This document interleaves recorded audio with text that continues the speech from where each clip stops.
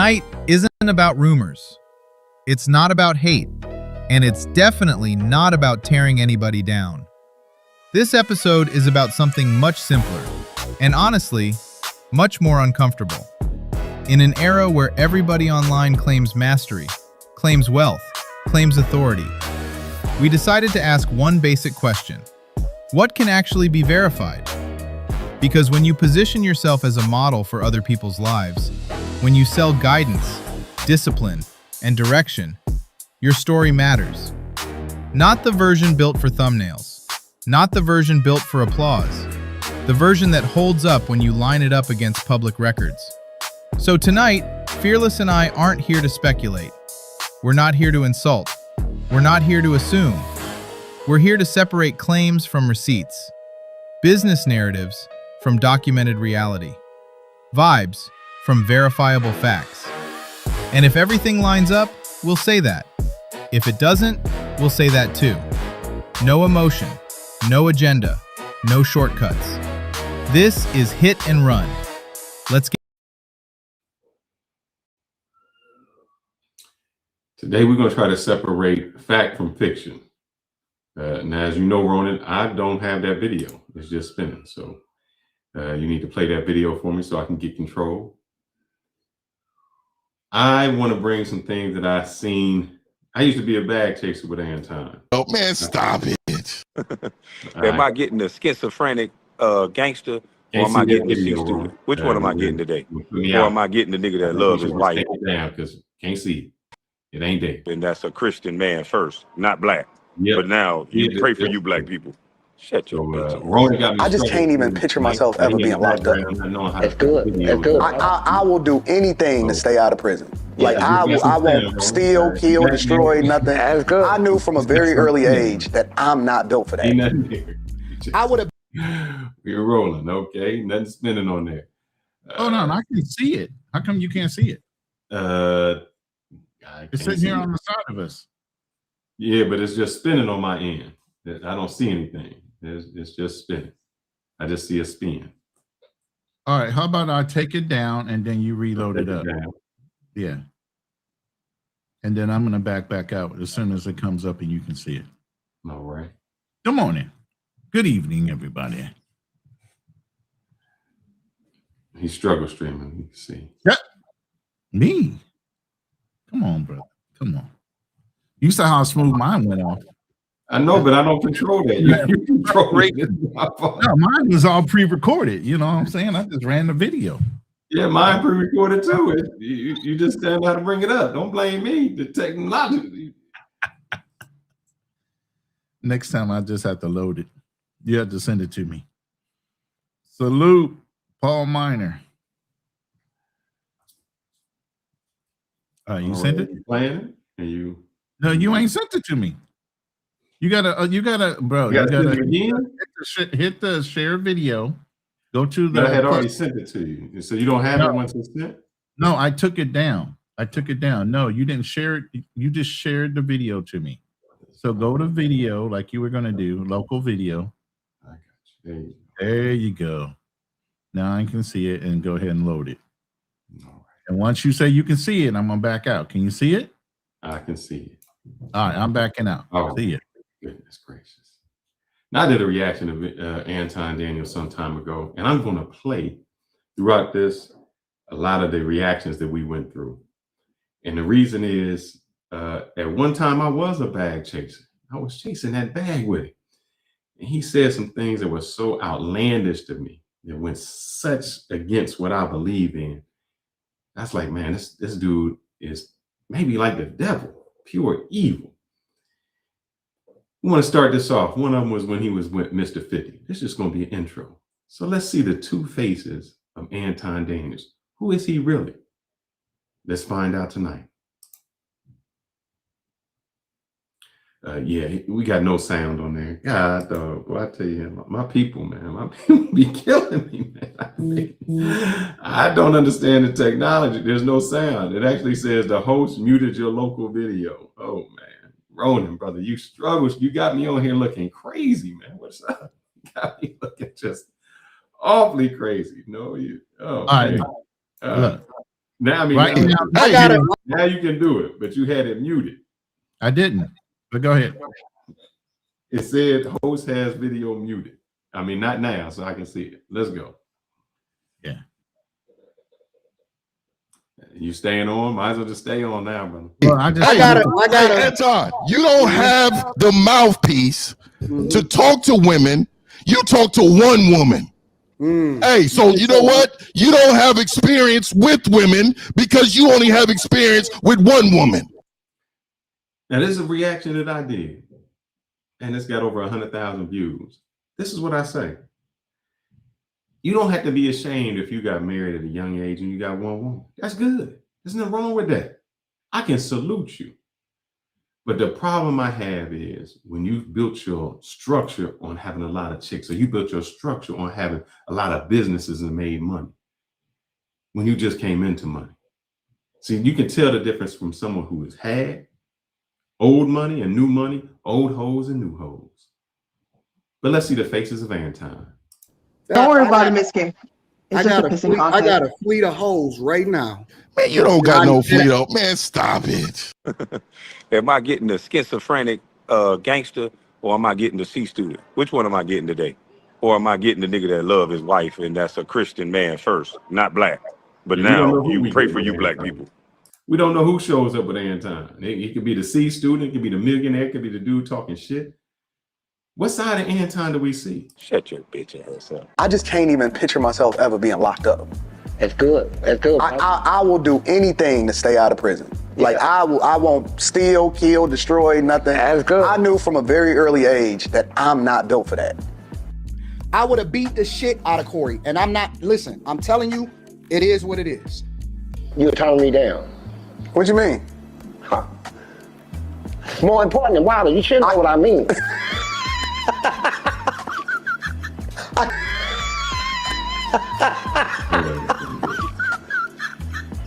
I think you're cute, for real. But me? Yeah. Not but me. not even that look. Not me.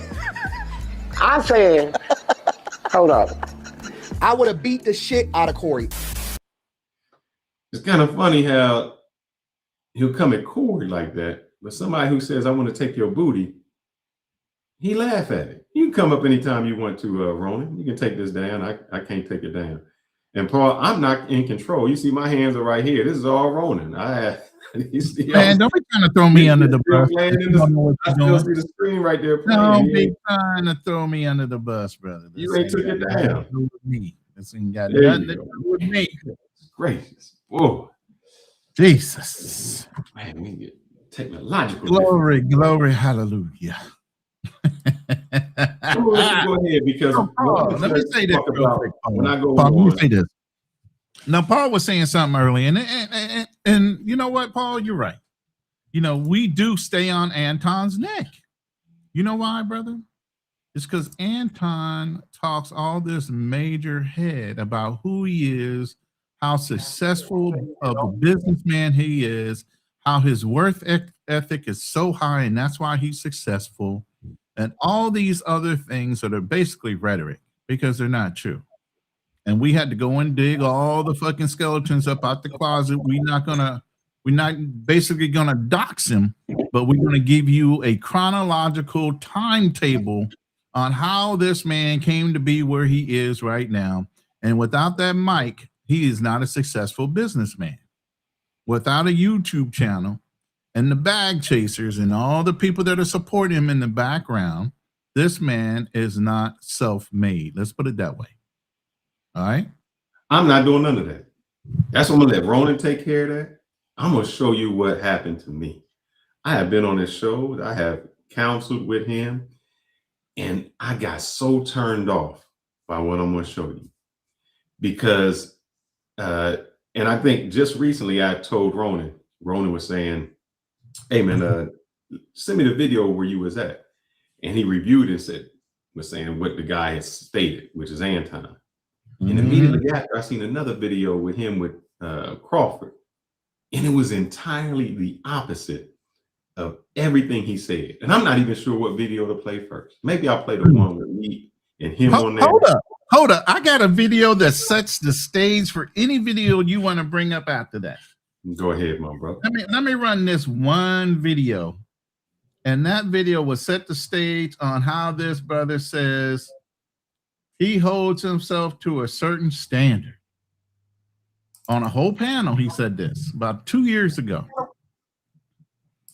So once this runs, then we'll pull up some videos, whatever videos you want to run. I do it for a greater purpose. You know what I'm saying? I know that in order for me to be able to tell other people that they got to move a certain type of way, or to give them the blueprint on how it is that they can be successfully married, I have to be a reflection of the thing that I advocate for. So it's different from me.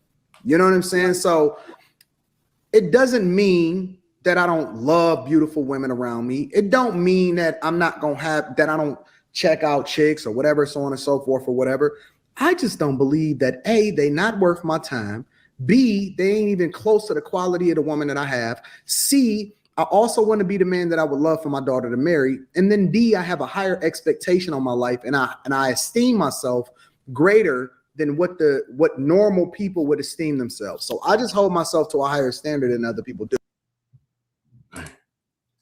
Now that brother sticks his whole foot in his mouth with that opening salvo right there. He done stuck his whole foot in the mouth. Now this is a couple years prior to Mecca and the Island Girl and all these other ones that came up on his panels and all these things that he called his fleet of hoes. This man just admittedly said, I ain't got time to waste with nobody else but my wife in my bag. But go ahead. I'm in agreement with that. I think what has happened is, I think Mr. 50 Cent said it best. When Anton says, I got a fleet of hoes. Why do you need a fleet of hoes? Why?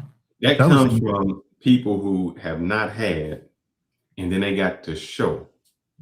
Like somebody on, I'm in the WhatsApp group, the Thailand group. And they out there was something that had showed where the guy said, oh man, this is why I come to Thailand. Because the girl said she only needs $300 a month to keep her off the streets. And he's like, hey. And I was like, yeah. And I was like, bruh, from the street she came, from the street she shall return. I don't understand what y'all saying. And the guy's like, oh, I said, I would never go over there and pay. Well, show your receipts. I said, there go the difference, man. Why? I'm at the age now, I don't got to show y'all nothing. I've already been there and done it.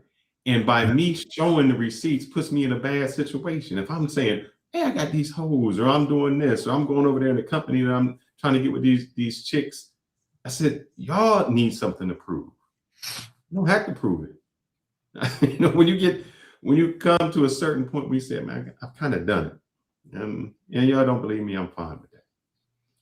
But to go back to Anton, man, I'm gonna tell you, it's not that I lost. Well, no, I kind of lost respect. No, you have. What you mean, man? We broke this down offline. Yeah. And I sat here and watched Anton try to talk on a level that he was above my brother here on this panel. I know Fearless personal. I've been to his house. I know his family. I know the things he's gone through to get to the point of where he is. He did that on his own. Knowing everything I know now about Anton and how he got to the place he got, Anton don't have the right to even say anything to Fearless at the point that he's at in his life.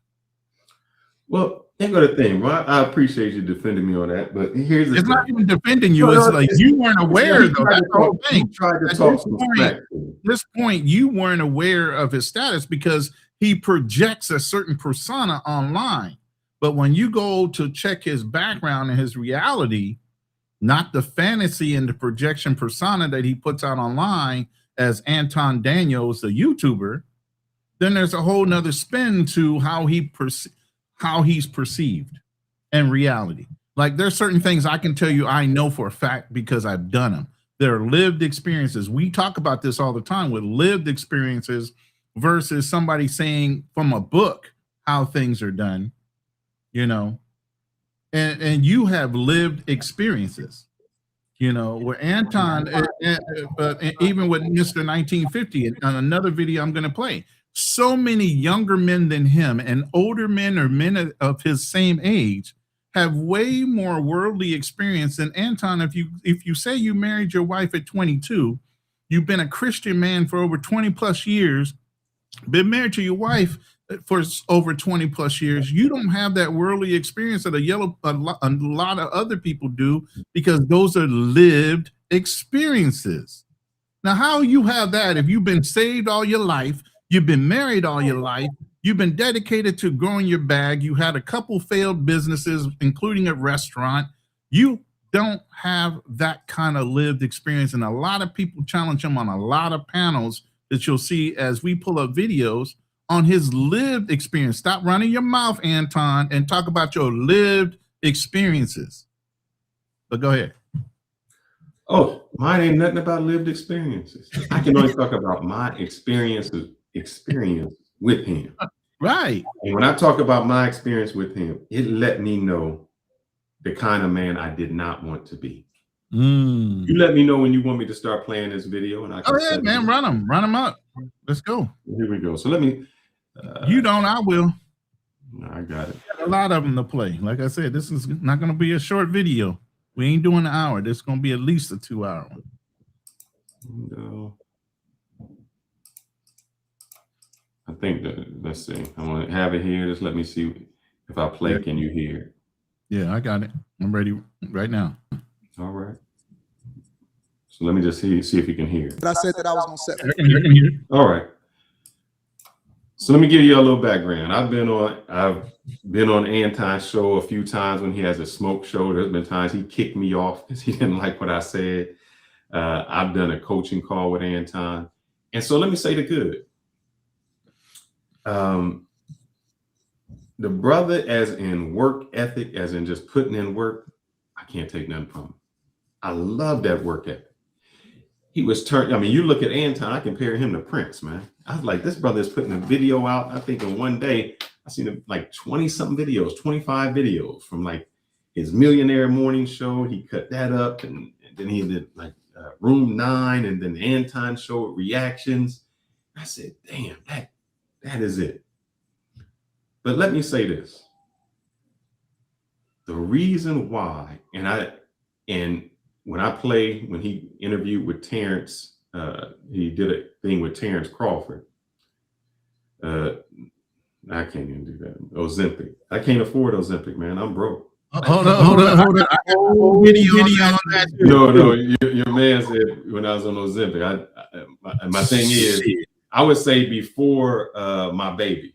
Once I had my baby, I said I can't be trying to bench 415 pounds and squat all that. I got to worry about my health and my heart.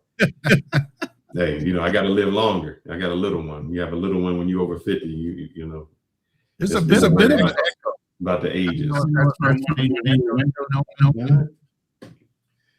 So I can admire his hustle, but the thing that I said to myself was, and what number is enough? Correct.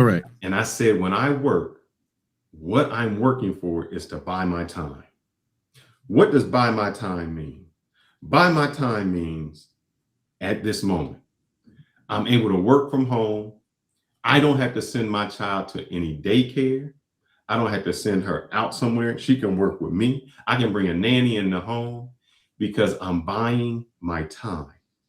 What else does buying my time mean? Buying my time ain't like, oh man, I made $200,000 this year and I'm stuck in the house. Buying my time means my child does not have to look in the book to say, oh, is that what Thailand looks like? I want to read about this place. No, buying my time means I've made enough money so that I can venture out, so that I can spend time with my loved ones, with my wife, with my child. That's buying my time. Basically, buying back my time. It made no sense to me to make a lot of money, to just make more money, to work 18 hours, to just not be able to be in anyone's life. The one thing that I found, I've lost both my parents, and I was there when they passed away. When my mom passed away, she passed away of cancer. So it was a long process, maybe a 2-year process. And during that time, I was glad that I was able to spend time with her, because you can calculate all your memories, but it's the most recent memories that you have with that person to say, man, because in anybody's life, you always think I have you forever. You always think I have more time. I can do whatever I want. I have all this time.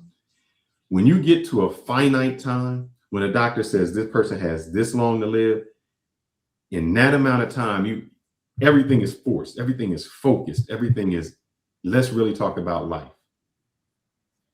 That's when you can buy your time, because those are the precious moments. And I said, man, the one thing that my mom did not say as she was passing away was, man, I wish I'd have just worked overtime a little bit more. I wish that I would have just worked more hours. I wish I could have stayed away from the home much longer so you could have just raised yourself. My dad didn't say that. Like, man, what he said was, I wish that I had more time to spend with my family. And I see it. I see it when you just seen before I came on, man. I just had my little one up here. When she sees me, she don't want to go nowhere. She like, I want to be right there. The best thing when you come home or when you out is to see the light on a child's face to say, man, you here. That's when you don't have to buy your time. I'm gonna play this, and this turned me so off from Anton because our values went the entire way. Our values went the entire two different ways, because to him, nothing was enough. Meaning I can work, and then I ask myself, what are you working for? Are you just working to work? So let's see. But I said that I was gonna set for myself, and if she want to roll with me, then she gonna have to get on. My question was to Anton was about your daughter. If your daughter said to you, Dad, can you just come to me? Because he's talked about this. He went on Corey Holcomb and said, man, my daughter's in all these things. She's been in Japan. She's been in all these places. She travels the world. She's the Kung Fu master. And I said, well, what happens if your daughter says, Dad, I want you to come to my show. I want you to be here with me. Because the greatest thing with me when I played football, when I wrestled, was to look out in the audience and you see your mom out there like, yeah, so your dad, like, get him. It gives you this energy. It makes you like somebody is here to support me. And I've seen many kids, nobody was there. Nobody showed up. I had a good friend, man. His dad was a lawyer, made a lot of money. Never came to a game, never came to a wrestling match, nothing. And sometimes that's more powerful. So my question to Anton was, what happens when your daughter asks you to be somewhere? On my time, I'm not doing it, bro. I'm not doing it. So when your daughter says, Dad, I need you to go to this Kung Fu thing with me, and you're like, well, I got to do something. You say, hey, I'm on my first. Your mother is going to be there. If it don't fit in my schedule, your mother will be there. How can you get on the show and say your daughter is all this to you, but when your daughter says, Dad, can you come to this show? And your response is your mama will be there. That didn't sit right with me. Because sometimes the moments you were there, look, you can have the money to take your child to a baseball game and sit them down and let them watch baseball. But there's a difference when you take out your time, you go get a glove, you go in the front yard, you get a baseball and you throw it with your kid. Those are the times. Money don't buy that. So it don't matter how much money you got. And he's saying he's so much on his purpose that he can't take time out his day to spend with his daughter. But you're saying your daughter's all this, your daughter's done this, and she's the Kung Fu person, and she's going to the Olympics, and somebody talked about her. Well, if you're in her life every day, none of that matters. And she get it because she know what a real man is supposed to look like. She listen. Is that a real man? Is a real man that says to your kid, I don't got time. I don't have time for you. Man, look, I know this is way before your time. This is way before your time. It was even before my time. But I remember when I wasn't doing what I needed to do, and my brother played this song for me. And if y'all ever get a chance, go play this song. I think the song is called "The Cat's in the Cradle." Yeah. Yeah. You know that song? Yep. I'll give y'all Yep. synopsis. It's a white song, old song. The guy says, I had a young kid, and when I had this young kid, I would come home and my kid would say, hey, Dad, I just want to play ball with you. And he said, I just don't have time right now. I got all these things I have to do. As he grows up, the son is saying the same thing. Dad, do you have some time that we can play together? Son, I don't have time for you. And the song goes through and says, the son says to the dad, Dad, when I grow up, I want to be just like you. I want to be just like you, Dad. And so when the dad retires, he has all this time. And he goes to his son. He says, son, let's hang out. He says, well, son, the son says, just throw me the car keys. I got some things I got to do. He goes out. He says, son, I got a lot of time now. Let's hang out and go somewhere. He said, man, I would love to, Dad, but I got the new kid. I got my wife.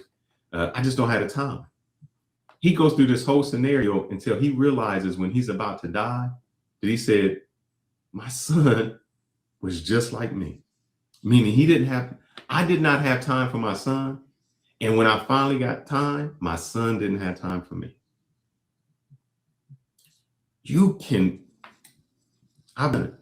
I've had friends. I've had friends. And I lost friends. And I got more. I had money. I've lost money. And I've got more. Yeah. Yeah. I've had time. I've lost time. And I can never get time back. Once, I don't care how much money you got, you can't buy time. Ask Steve Jobs, billionaire, a billionaire. And when they said your time came, his time came. And no matter how much money he had in the world, that time didn't mean nothing. Ask Little John, where his kid just died. Would you wait? He'd say, man, I got all this money. And I'd give all that because I don't need no time with my son. And when he say, man, the time I can't get back. But let's continue on. She know that men take care of business because that's the thing she seen her father do for her whole life. Stop. I don't have time to go there at this time, baby. If it fit, I'll be up there. But no, I don't drop no bag to get no interview, brother. I'm on his smoke show. You drop no bag? Paying for that? I don't pay for that. He wanted some smoke. And actually, I don't even think I brought the smoke, man. Once I heard what he had to say, I said, damn, man, I don't have no smoke for you. You are so far out of alignment to how I am that I have no comeback. It's like trying to talk to the devil. And the devil will say something like, brother, what you want me to say? You have no morals. You have no morals. You have no God. There's no line that you won't cross. And if not, then I got to take care of business. But he repeatedly said a lot of different shows, and you'll hear him here in my videos. I'm getting feed. I don't know if you got mics on the window. But I think maybe it comes when I do this. Maybe I know what. I'll just try to mute myself when this goes. So many videos. He sets the standard morals and ethics, and how he holds a higher standard. In order for him to find a man like him, he needs to be an example, not only to his brother, to the people that follow. Okay, so a lot of people right now, why Tom Tip? We're all that are supposed to hold each other accountable, and that's one thing about how you will see. We will hold people accountable, especially if they're out of alignment. Myself and hold each other and others we know around. All hold each other accountable. When you hear somebody about a message like this, and you don't say one of the most things say on a lot of to be silent is if you don't cheat by what is incorrect, they'll go along if it's okay. Now what he's teaching her is even as a wife, elected by your husband, as long as that's you. That's you. I muted me. I muted myself. Okay, then it's either video. Chest. Yep, it's the video that you had up. So what I'm saying is, if he's saying he wants his daughter to marry somebody like him, but he's saying his daughter should be accepting of the fact that he's not going to be present for any one of her activities as long as her mom shows up, they both love her. Well, then you're teaching your daughter to be accepting of her husband that's not going to neglect her to go out and make money. What? So you want a man that neglects your daughter so that he can go out and make a bag. And then talk down to your daughter. And then also start bragging about having multiple holes on his arms every time he goes somewhere. Because these are all things he professes online out loud. You don't think his daughter, a 17, 18-year-old, hears all this stuff coming back through the internet? Of course she does. So if you guys are asking us why, I don't care, man. Look, those are just trolls, man. We do it because we want to do it. I'm just saying, this is what I tell you what, if you don't want to know why, go to another channel. We doing it because we want to do it. Right, and that's exactly right. But this is what we do, and no matter what you say, is what we're going to do. These are people that ain't going to hold themselves accountable. Paul Minor don't hold himself accountable. Look, Paul Minor was saying I was on the Ozempic. He wouldn't meet me nowhere when I was this size. Maybe he meet me somewhere when I'm smaller. Maybe he can do something. These are the same people who just talk and don't do nothing. Oh, he didn't mess with me when I'm retired. I'm retired out of the game now. So let me go ahead and finish up with a little bit. Yeah, go ahead. And you understand that the reason that you're able to live the life that you live is because daddy is making a sacrifice for you.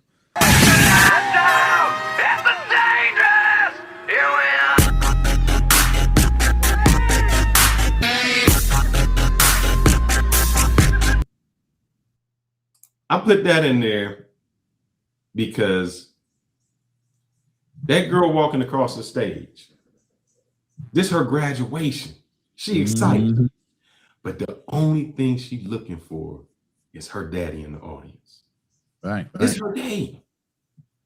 What if the daddy said, hey, I can't be, your mama be there. I got things I got to do.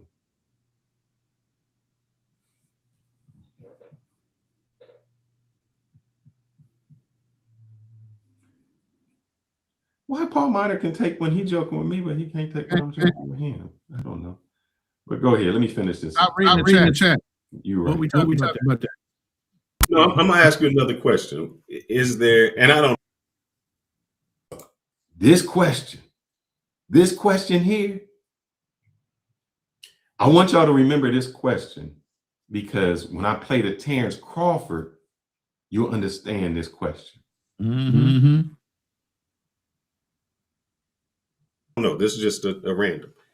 Is there ever enough? Is enough enough? I don't know. I'm just asking because I always enough for what? All right. For example, I always said, man, when I was making 60,000, if I could just make 100,000, it's not a number. But is there? There is no number. Is there a time in your life where you say enough is enough, or I can enjoy it? This is a question. I'm not being. I'll know it when I get there, but I don't have a number right now. Okay. And so what happens when you get there? Then I'll probably have another number, or I'll probably move the goalpost and I'll probably keep working. Okay. The reason I ask that is what you working for. That if you don't have enough to say, when I get here, you don't have to stop, but you say, now I bought my time. Right. I've got to a number that, what's the use of you working? And you say, and the reason I'm saying I'm gonna play Crawford, because in the video that he has with Crawford, he says this, what's the difference between 20 million and 100 million? It's all the same. Meaning if somebody, because in the Crawford video that I'll play, a gentleman says, I'm gonna sell my soul for $100 million. Yeah. And he says, well, what's the difference between 20 million and 100 million? You know, the bigger yacht, but it's all the same. So what you're saying in that video is there's a part that's enough. So when is enough? When is it that you say, how much time do you have that you say, man, Now I can spend time with my daughter. The reason I say that is there are a lot of people who are underprivileged, where their mom has to work 2 jobs, where their dad has to work 2 jobs. He has to work on the weekend, or he has to work third shift. I come from the time when they called us latchkey kids. The reason is your mama was at work and you wore a chain with the key because nobody was going to be home when you got there, because you was going to be home by yourself and you had your latchkey to get in and you took care of yourself. That's it. So when is enough enough? When have you done enough to say, I want to spend time? And you're going to see, brother, you're going to see that it's never enough. And you're going to see what somebody will do when they love money so much that they will set aside their morals, even though he said he won't. So, hold on, I muted it for a reason.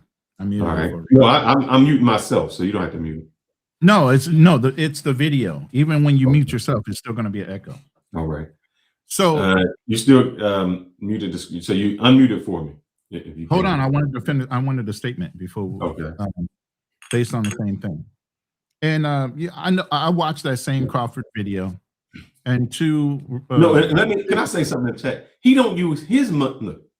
Look, don't read the chat, No, man. I'm not reading the chat.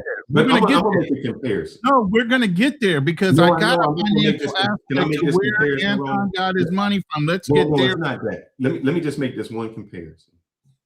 Somebody said, you dissect what he uses his money for. Can I ask you the difference between Anton Daniels and Jay Rillo? You say, fair, that's why we make that comparison. Or Floyd or whomever. Because he's not using his money.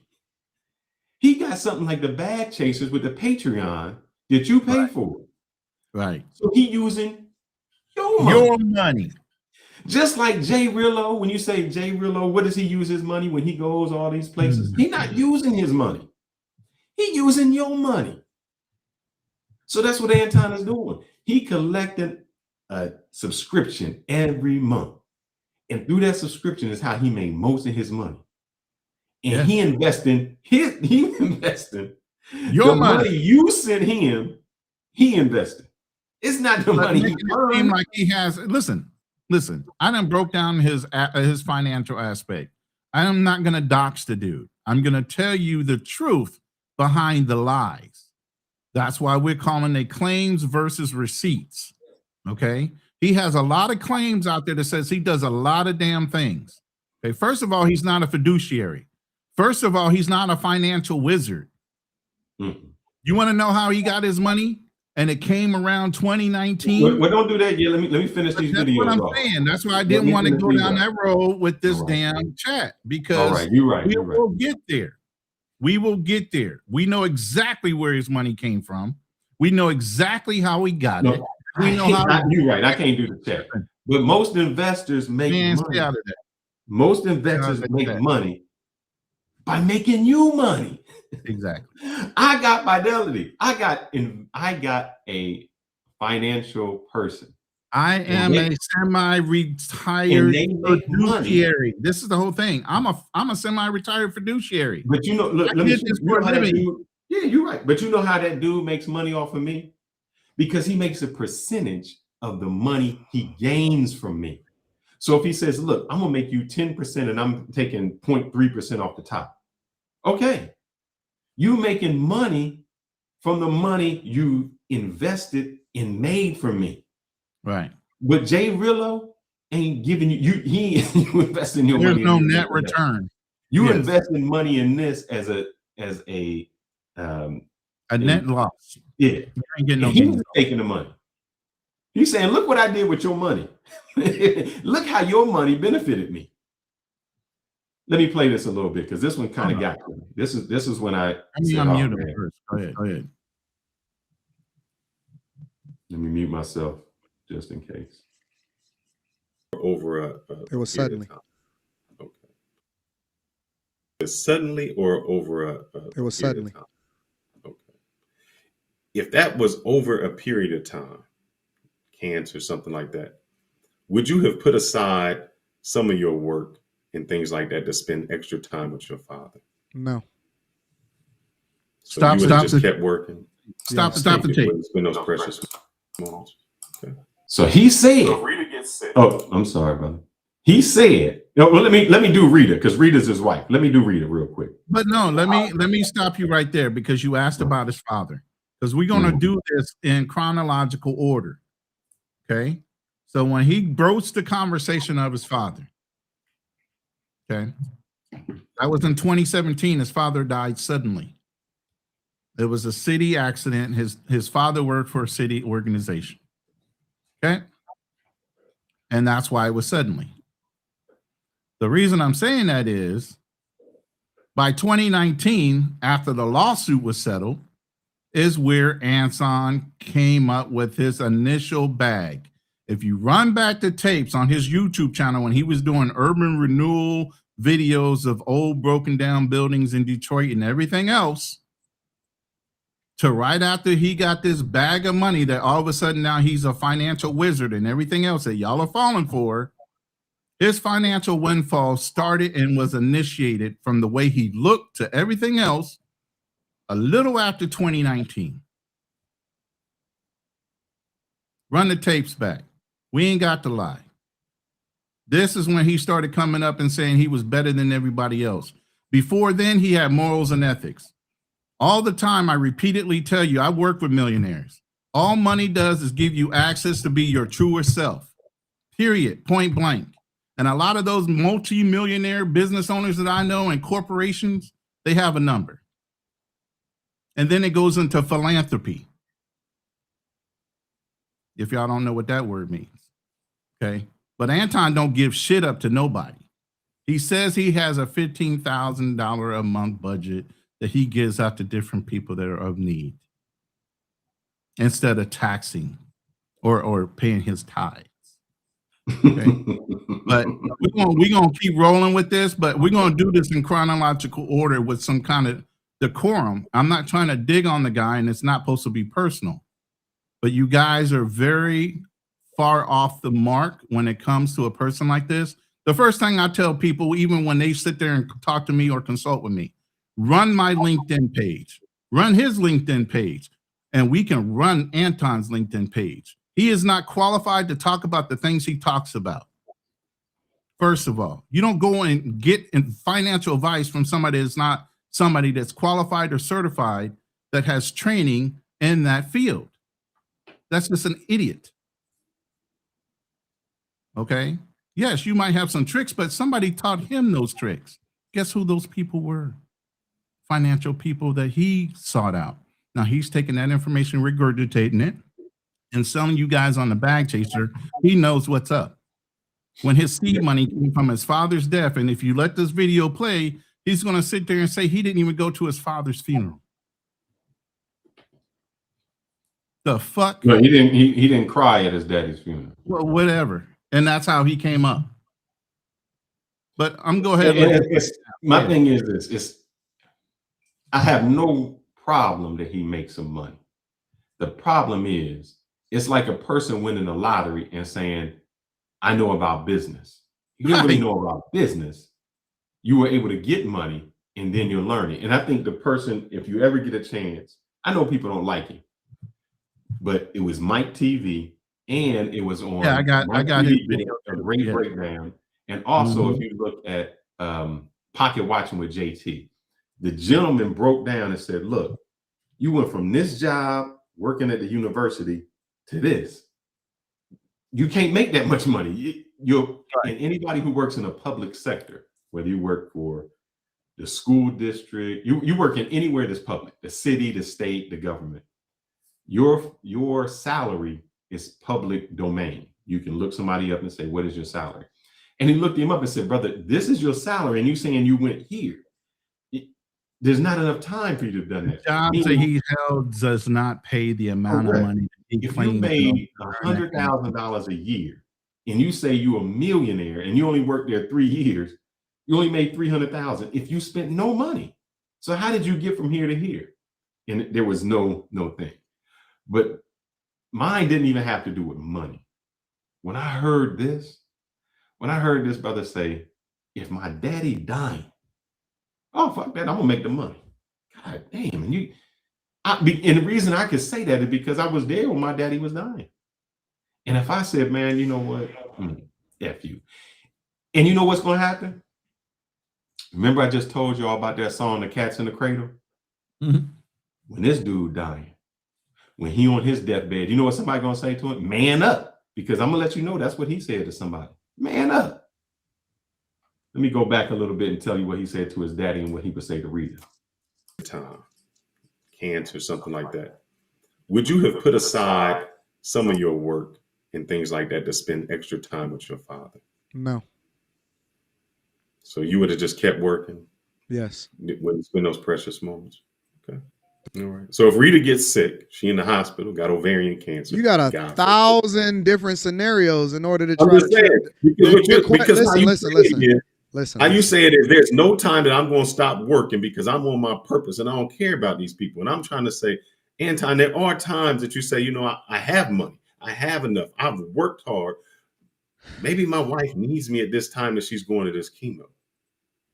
Bro, you can't give 1,000 different scenarios looking for a different answer. One scenario. My purpose is my purpose. It just is what it is. I am a machine. I don't feel the way that everybody else feels. I didn't cry at my father's funeral.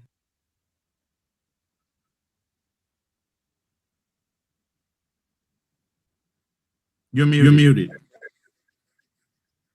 I will call him right now. My brother feels. I didn't cry at my father's funeral.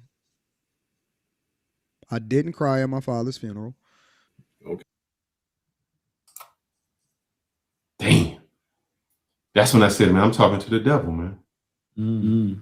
Your daddy is on his deathbed, and you're like, I got my purpose. Your wife is saying, I got cancer, man. I'm going through chemo. I'm on my purpose, man. I got my purpose, baby. I got to make this money. Your daughter says, I got an event. I would love to see my daddy there. Your mama take you.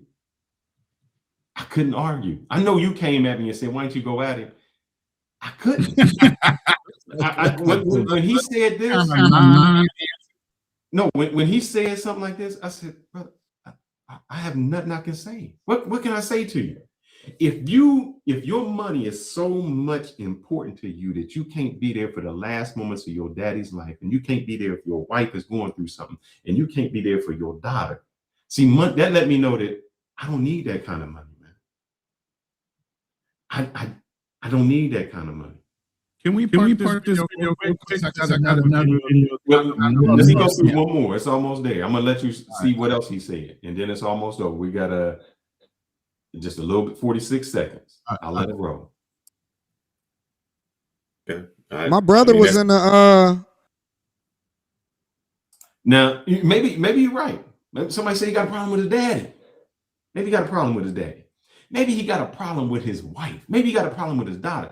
Damn, he got a problem with his brother. Listen to what he says to his brother when his brother had COVID and was on the respirator. My brother will tell you.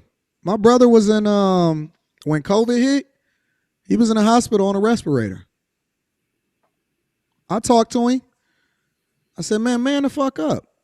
Like, honest to God, on my father's grave, I will call him right now. My brother was in a hospital on a respirator, and I called him and I told him, I said, fam, you good? He said, man, I don't know, Anton. I'm trying to figure this shit out. His brother's on a respirator. His brother says, I don't know, Anton, man. Like when somebody says, you good, and their response is, I don't know, man. I'm trying to figure this out. They are contemplating their life. They are saying, I don't know if I'm going to make it through this. I don't know what tomorrow presents to me, man.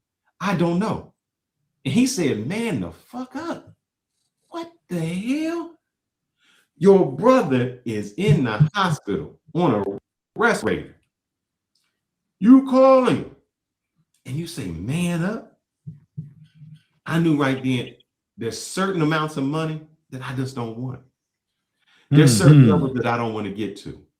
He says when he talks to Terrence Crawford that he wouldn't sell his soul. To me, this is selling your soul.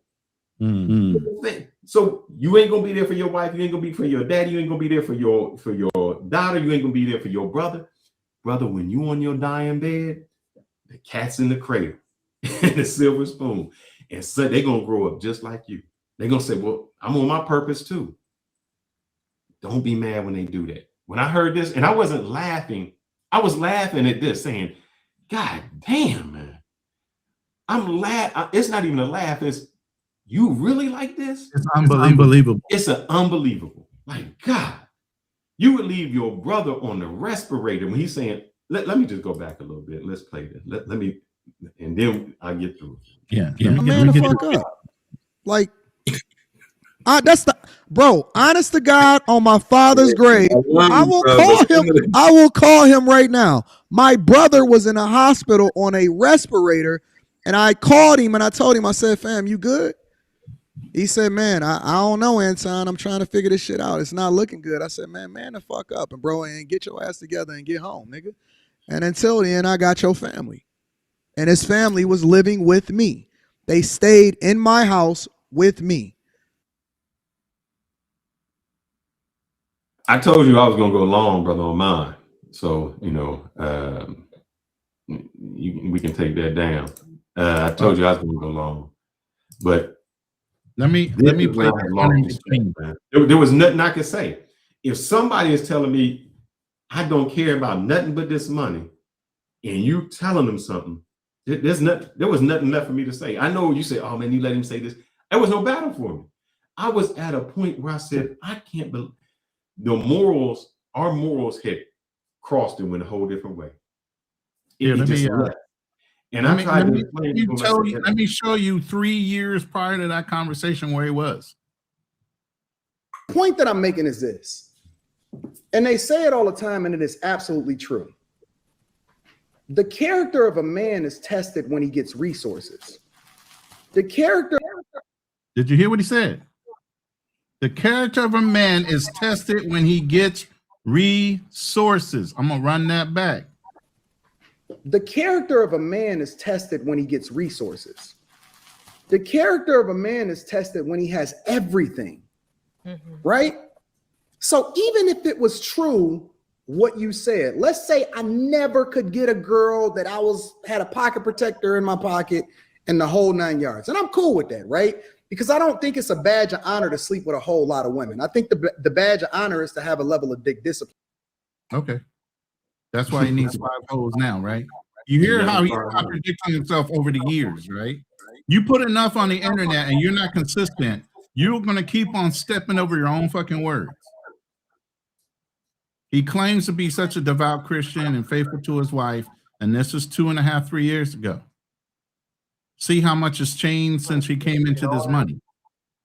And while we're talking about that, right? Oh, go ahead. I was going to say, if I can share this one, then I'll step back and let you play whatever you want to play. Let me finish this one first.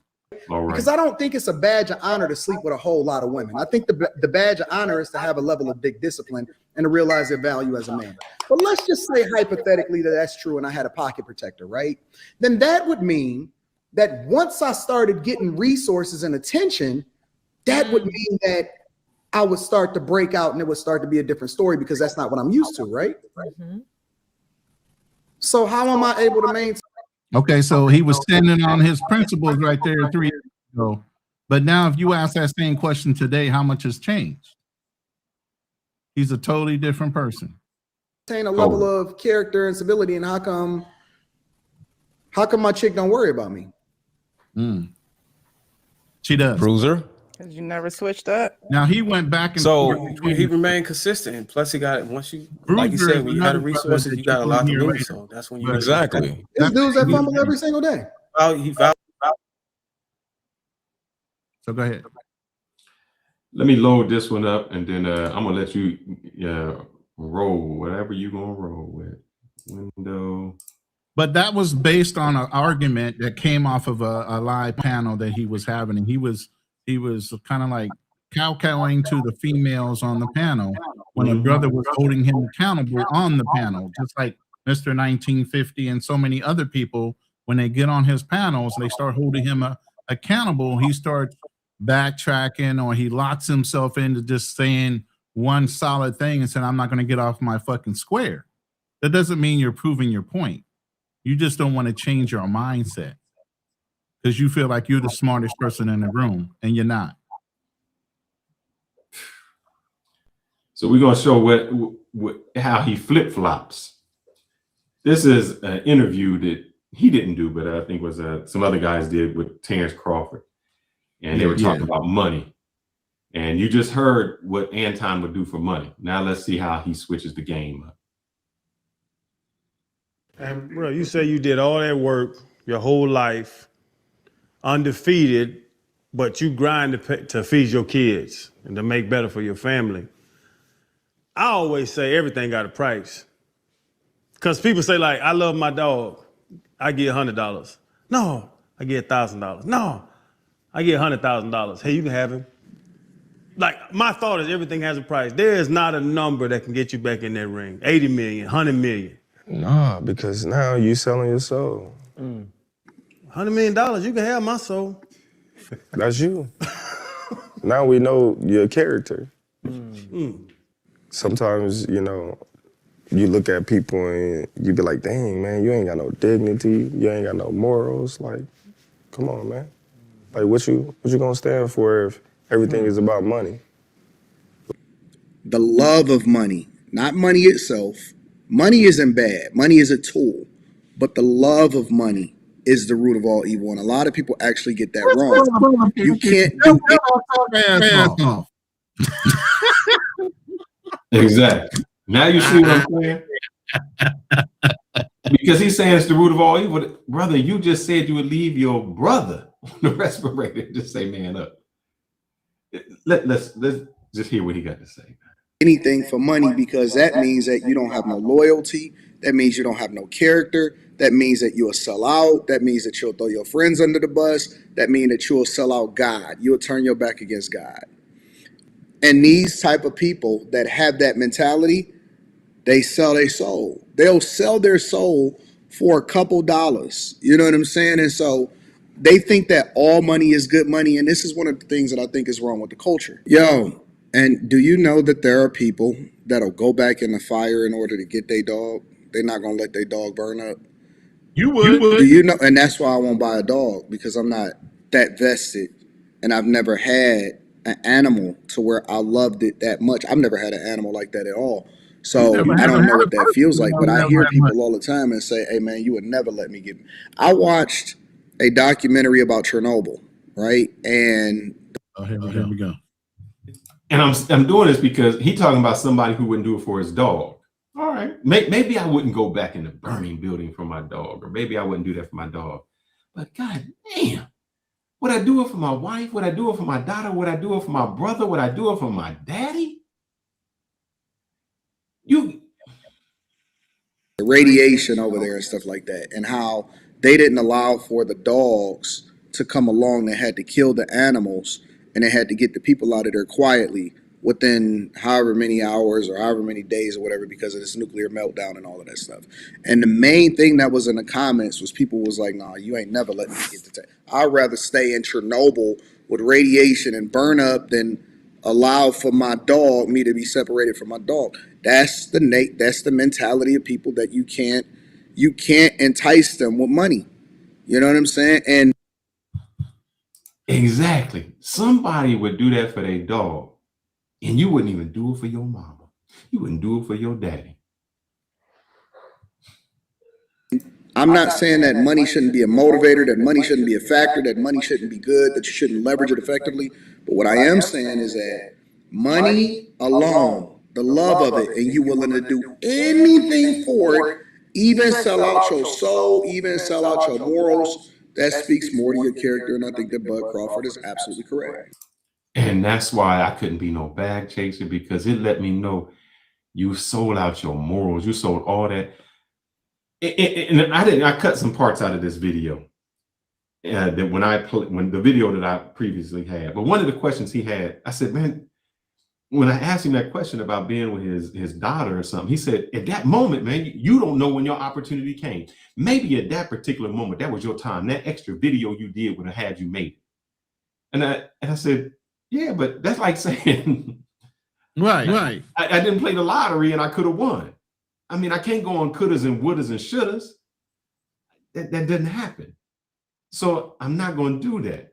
Why sell out my soul for the video I could have made or the thing I could have done? I know the bird in the hand is worth more than two in the bush. I know what I'm dealing with right now. Let me let him play this. Go ahead and take him off mute real quick so you can hear what he says. The difference is how he changed up his game. Let me ask y'all a question. Ask me this question. Let me ask y'all a question. Ask me. What can you do with 100 M's that you can't do with 20 M's, that you can't do with 10? You know what I'm saying? Hold up. I thought you just said on the last video that you get more money. He don't have a month. You don't have a limit. And that's what I said. What can you do with 20 M's that you can't do with 100? When is your time? When do you say enough is enough and now I've made the money to be with my family? See, this dude double talks you, man. He double talks you and tells you what you want to hear based on what he reacting to. Like, what can a billionaire buy outside of a yacht or something, like something that's super crazy wasteful that 100 millionaire can't buy? What store can he go in that the other one can't go in? And it's like, when is enough? See, that's why I couldn't do it, man. The double talk that you go through. Then when you try to tell somebody, brother, you're not humble, man. You're not humble. You don't know what's important in your life. You don't even know why you working for something. You working so that you can have those precious moments, so you can have that time that you're not so caught up.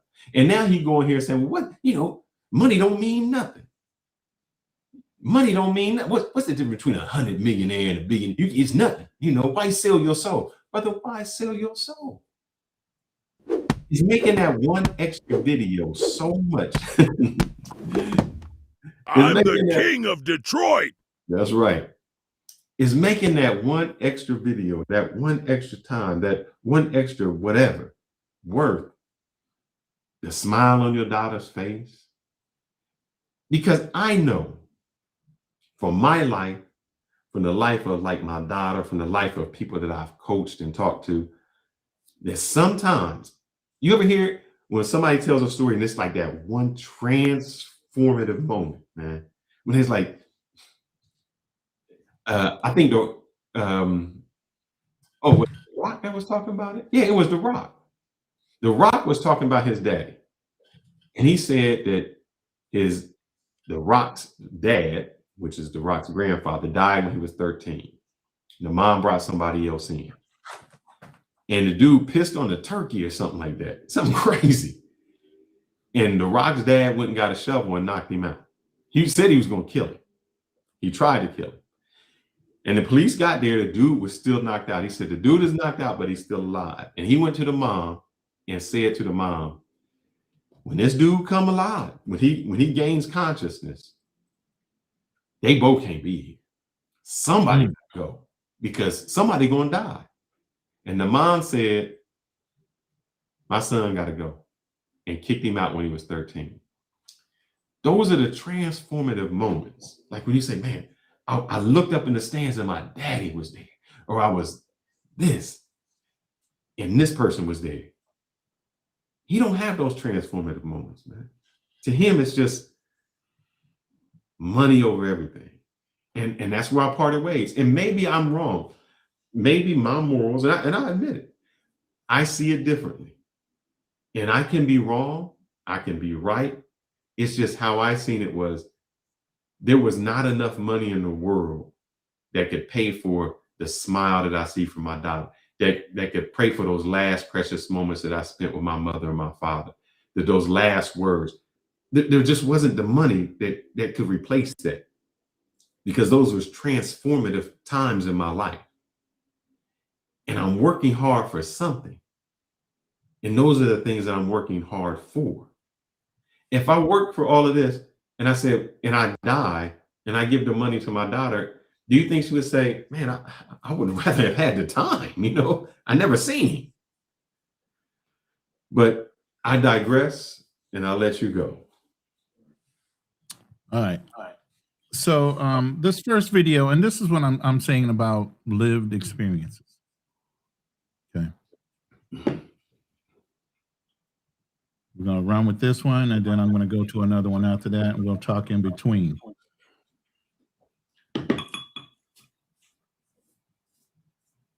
Come on, man. Don't do that, Anton. No, this is real talk. Hold on. Let him push back. Let him push back.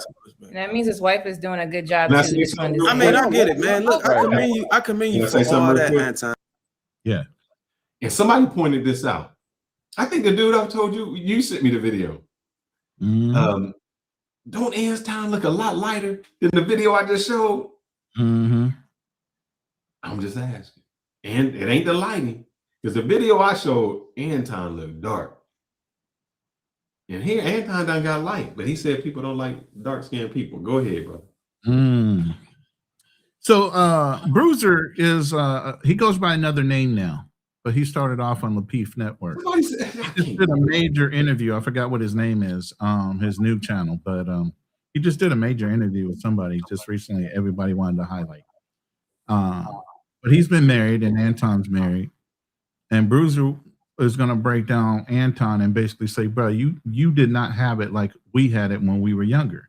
I think it's the medium man. Medium man. Yeah, that's him. That's him. But he went by Bruiser on the Lapeef Network. But let me go ahead and play this video and hear this argument between these two gentlemen here. And I commend you. Here comes a butt, though. Bruh, No, let him go. Let him rock. you had the charm, and I'm not trying to take shots at, but this shit is real.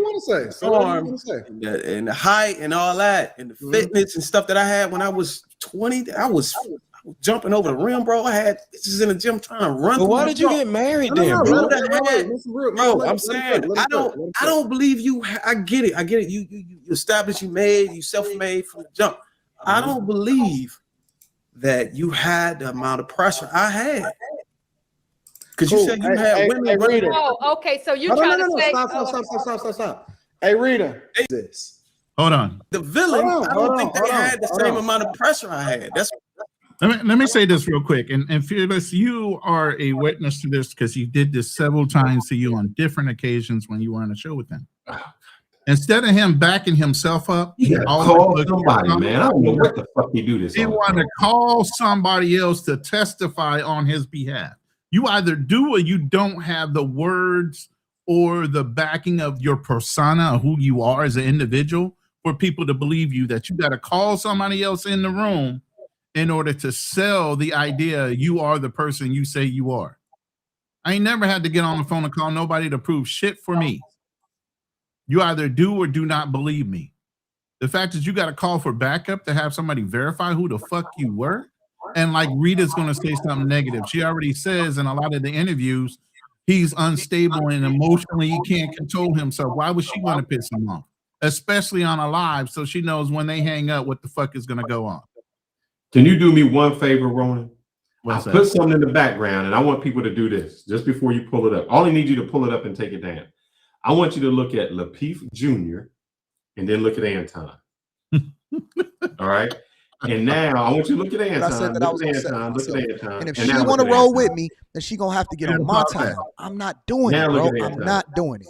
Now go So back. when your daughter says, "Dad, I need you to go to," I don't think I'm playing. And now look at it.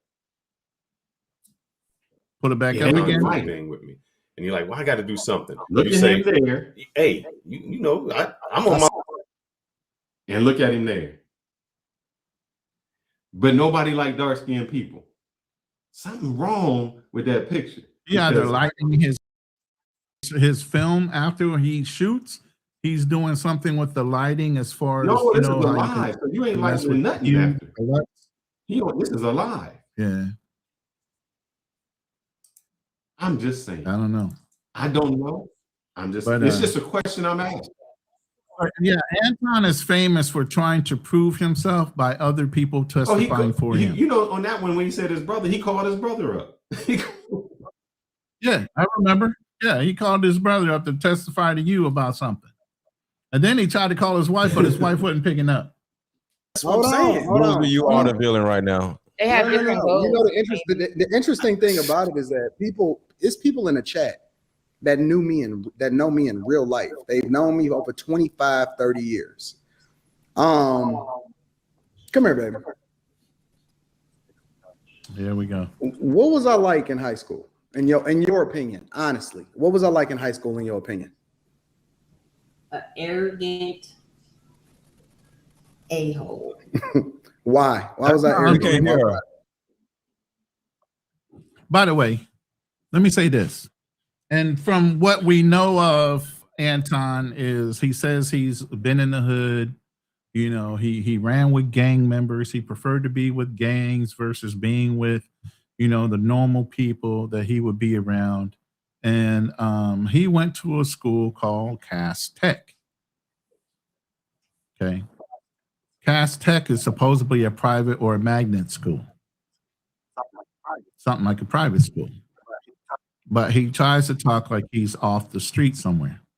Things can be true at the same time. I'm that smart kid that used to run around too. But at the same time, I didn't get in half the shit that he claims he got into. And I'm never going to admit to anything like that. Just to give street cred. I don't give a fuck about street cred. You know, just like he says, I run around with a gang of homies. Why am I trying to get street cred if I'm a fucking Christian? Why am I trying to get street cred? He ran around with gangs. He said he got a gang of hoes. He said he got 5 hoes. Ain't it a gang? Ain't it a gang? Not the same type of gang, but yeah, that can be considered a gang. From 304th Street? Right. But let me finish. You got to talk. He was an arrogant a-hole. And why was I like that? Let me refine that. Have I ever in your life, honest to God, have I ever in your life ever had a problem getting women? No. And the first day that I met, okay, they're teenagers, right? They dated since high school. He's talking about how many women he's had to get before he met her. They start dating. They get married by his age of 22. They're still married over 20 years. What are you bragging about as far as your learned and then life experience beside your high school good old years? Because you're supposed to be a faithful Christian for never stepped out without Rita being right next to you.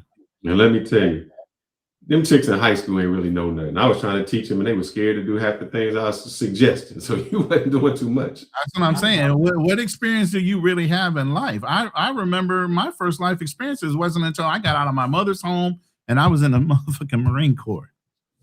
That's when I got all my life experience because I lived a sheltered damn life. And if you hear some of the stories Anton says, they were in church at least 3 to 4 times a week, just like me, in church 3 to 4 times a week. You know, screaming until you fell out.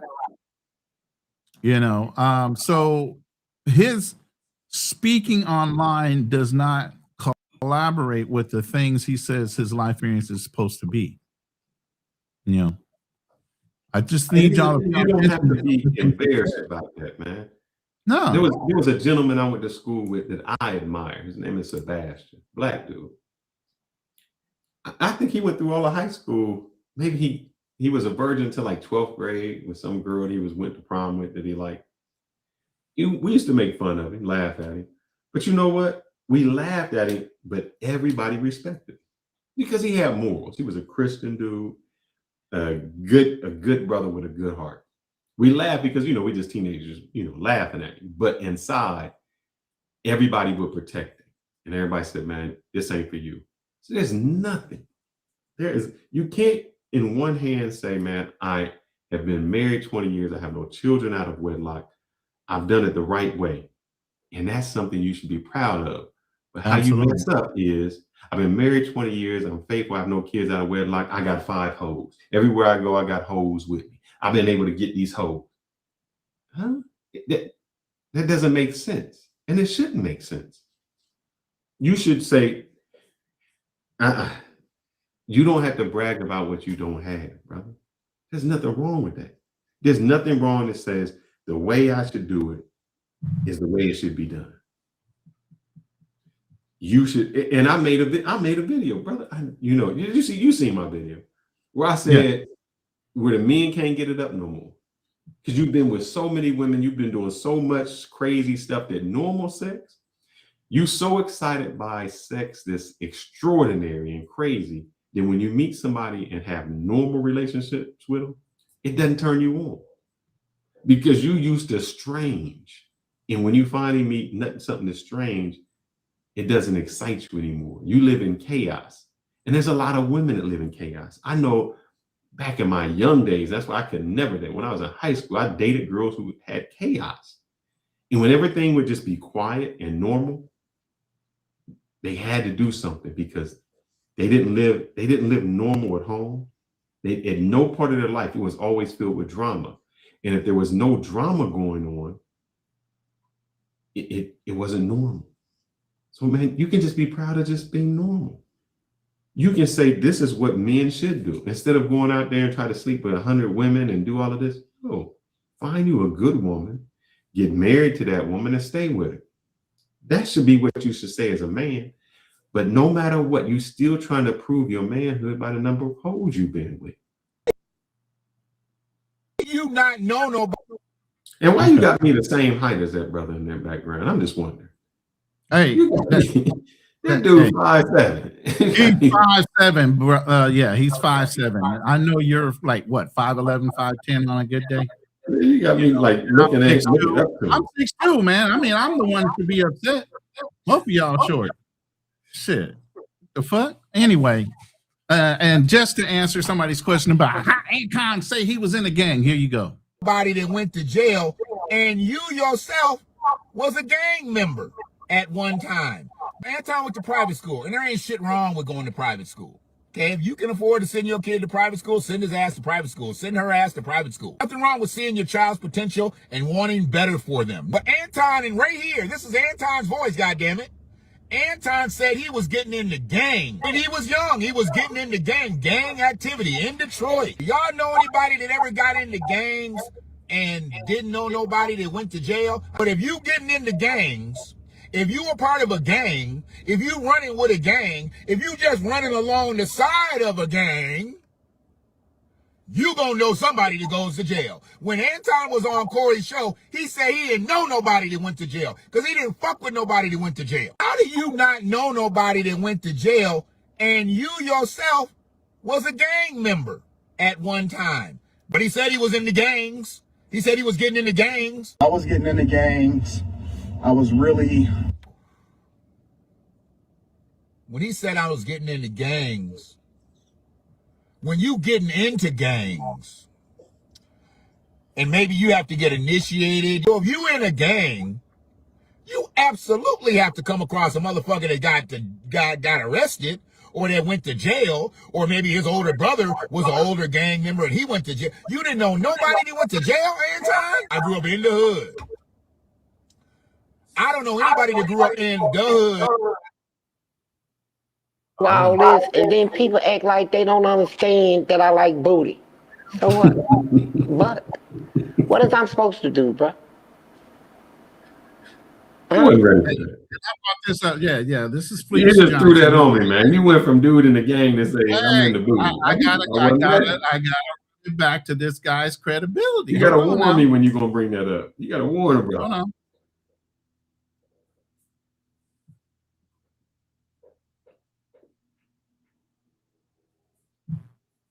I'm gonna run it to about right here. Let's see if this is it. Look at the way he's laughing though. Like a little school kid. I can't see it, please. And I'm gonna tell you why. Listen, I just can't even picture myself ever being locked up. It's good. It's good, bro. I will do anything to stay out of prison. Like I won't steal, kill, destroy, nothing. That's good. I knew from a very early age that I'm not built for that. You know. You see his shirt? His shirt say "Follow God, not culture." Yeah. But it's the culture to say they got 50 hoes. God. Well, he also supposed to be running with the gang, but he said he would never go to jail. He never put himself in that situation. There's so many different little nuances and contradictions in the things he says from one show to another, from one interview to another. That's an inconsistent man with his storyline. Yeah, somebody said when you got that many things, when you got that many videos, you contradict yourself. That's like, you know what? That's some bullshit. When you tell the truth you ain't got to contradict yourself. Correct. And The you truth know what? always is the same. Because somebody said this, I literally went through ChatGPT. I literally went through all my information that I ever sat through online, professed to, anything. And I told them to tear through it and find anything that I was inconsistent about or was not verifiable. It couldn't find one thing. Now, here's the thing. I was inconsistent about. You can grow. You can always Absolutely. grow. I was growing change. No, but he started off being perfect and is just even more perfect. No, what I mean is you can say, look, man, when I was 20, I believed this. Yeah. And I got 30 and then I changed. I learned and I grew and I changed. Nothing wrong with that. We tell a lot of young men, you might start mongering and you might want to go and sow your wild oats. But as you go through this travel thing and as you go through life, you're going to want something more stable. It stops being quantity and starts wanting to be quality. Not only quality in your relationships, quality in the things you do, quality of life, all those things become more. When you're younger, you can do with less. As you get older, you start refining your taste and different things that you want, and you start looking for that quality of life and quality of things that you get. Other than that, yeah, you are doomed to continue to repeat yourself, which is the definition of insanity. Now, as I told you, I was not on the show. I had a coaching call. And the one thing he didn't really say was really about the money. There was nothing about the money that was like, when I would ask a question, the responses I got back were like, yeah, that don't make no sense. Now, in the effort of, now I will say this, in the work effort that he had and the way he set up things, I can't take nothing from him. He was just more, and it wasn't that he was better. He was just more efficient. Efficient. Yes. And here's the thing, his background dictates he should be more efficient. His HTML background, his networking background, the things he does are based on what his lifestyle was in his employment corporate America time. But here's what I found out, Ronan. Here's how he could be more efficient where I couldn't. I mean, well, I can put this out here because he said, remember he had his millionaire morning show, and that would go from like 7 o'clock to like 10 o'clock. I don't know what time. Let's just say that's the time. Because I was like, brother, how do you find this time and you work it? He said, oh, I would just put on my calendar, which I know you can do because this is what I do. I put on my calendar that I'll block that time out. And when I'm blocking that time out, I'm saying, oh, that's this time or catch up time. So every day he would just block his time out. So it wasn't even like he was at work. So he was basically double dipping. I was like, damn. So he could spend that time. Basically, he was just not really working. He was just double dipping. And so it became more efficient because when I tell you, I'm like, man, I gotta complete a project. I don't have the time to do it. I can't even get you on the calendar for 3 shows in a row. What the fuck? This guy's got all kind of time working for corporate America. Yeah, it's getting toward the fiscal year, and I got to fill out people's reviews, and it gets crazy. Everybody want to do things at the last minute, but you don't have the time. And I'm like, brother, you're efficient because you're not spending time. You know why you're efficient? Because you don't give a fuck about your kids. You ain't spending time with your kid, like you said your mama do it. You're not spending time with your mama. You're not spending time with your brother. I'm gonna take this call real quick. Let my boy go. But go ahead. All right. Even wanted to put myself in that hypothetical situation. So when I was seeing you, I ain't saying this to be disrespectful. No, I don't think it's disrespectful. I think that it's. I think you cute for real. But Not me. Yeah. Not me. Look. Not me. Now listen, I don't give a fuck who you are. You won't sit across from me and say I look cute in a way that you know this guy, Fleece Johnson, is. He's a booty warrior. He's the one that everybody's heard about, boondocks, all that. That's his reputation. He was going to take it from you if you didn't want to give it to him. This is who he's interviewing at this point. He's sitting across from this dude laughing like a little schoolgirl. Excuse me?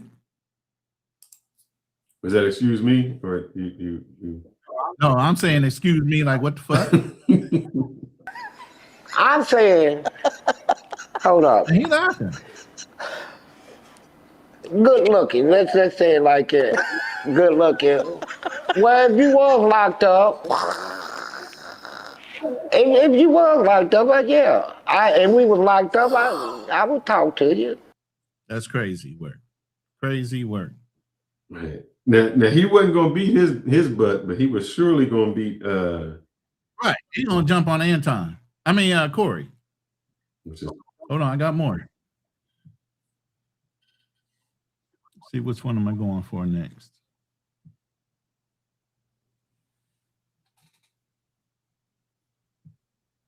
Oh, here's the video you were talking about.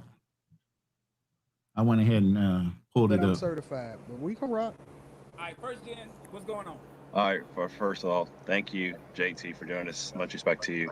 Anton, I find you entertaining. However, there's some serious questions people have. The first thing is that you're using sign language. Set this up a little bit, brother. Set this up a little bit. Bragging about who has the largest baggage challenges. Wait. What was the question? Bragging about who has the largest childish. You're not answering with logic. You're using childish rhetoric against people who have questions about your so-called rise to success. Can we pull up his LinkedIn profile? And then, Anton, you say W-2 is greater than your business success, and that's how you got your millions. Yet you use the latter to boast about yourself as an authority figure on the internet. So it seems to be contradicting when you said the W-2 was the primary vehicle to how you have your multi-millions. But yet, on the internet, you talk primarily about your past successful business experience when you're selling yourself out there. It could be true at the same time. Yeah, so can we pull your LinkedIn profile? The certificates that you shown earlier in the video, those are community college. So you didn't get a degree till 2016. And I find it hard to say that you had significant W-2 success in order to make yourself a multimillionaire. How haven't I? And some of your income is actually public information because you used to work for a public university. Mm-hmm. Correct. So knowing the salary that I know, that I've seen, I'm not sure how that's translating to multi-investment. How haven't it? Okay, so so there's a couple of claims you stated in your videos. You claimed you had a successful software company as you sold. Can you name that company? I didn't sell the software company. Do you have a name for it? I'm not telling you what the name of my software company is. The same way that what happened to the rest of Hold up. This is the dude that hold up. Pause that for a second. He won't share the software company, but this the dude who would get on to share his bank account, his receipts, the house he got, how much money he made, where it's pulling from, his statistics from YouTube, his subscribers. He'll share all of that. They say I can't share the software company. If he's detached from if there is a software company, he would be detached from it. Because what's somebody going to protest the software? You're going to protest the software company that somebody ain't even using. So that let me know that that don't seem. Yeah, there's something shaky about that. I'll tell you right now, on my page right now, you can go find my LinkedIn. Hold up. You can go find my LinkedIn page right now on my website, on any of my YouTube channels. I don't hide my name. I don't hide who I am. I am who I am. There's nothing you can do to me. I own my own businesses. I've been independent from anybody else and punching the clock since 2011. You can look me up. I don't got a fucking problem. You can't call nobody to get me in trouble. Now, if you say you're a professed millionaire and you run your own businesses, can't nobody make a phone call. Can't nobody call no HR to get you in trouble. Now, let's stand on business. If y'all want to challenge whatever, there's no reason why he can't say who the fuck he is and where he fucking works. There is no excuse in the world why you can't perform that little ass task. And here's the thing, man. And I have no problem with, at this point, even though Shay said it, he got 1 million subs. He making money. The problem is he was faking it till he made it. That's all. He was just faking it till he made it. Tell the truth. Yeah, that's all you got to do is say, look, I faked it until I made it. Because that gap didn't make sense. You don't have that. You wouldn't. And if you look at the experience that he did, two things. You didn't have the experience to make no software company. When you were working for the state of Michigan, I think it's the state of Michigan, anything that you would have made, I know because I had worked for a university. Anything you would have made would have been the property of the university. It's just like if you had a business and you make something, it becomes that business's property. It's not your property, especially when you do it on their time.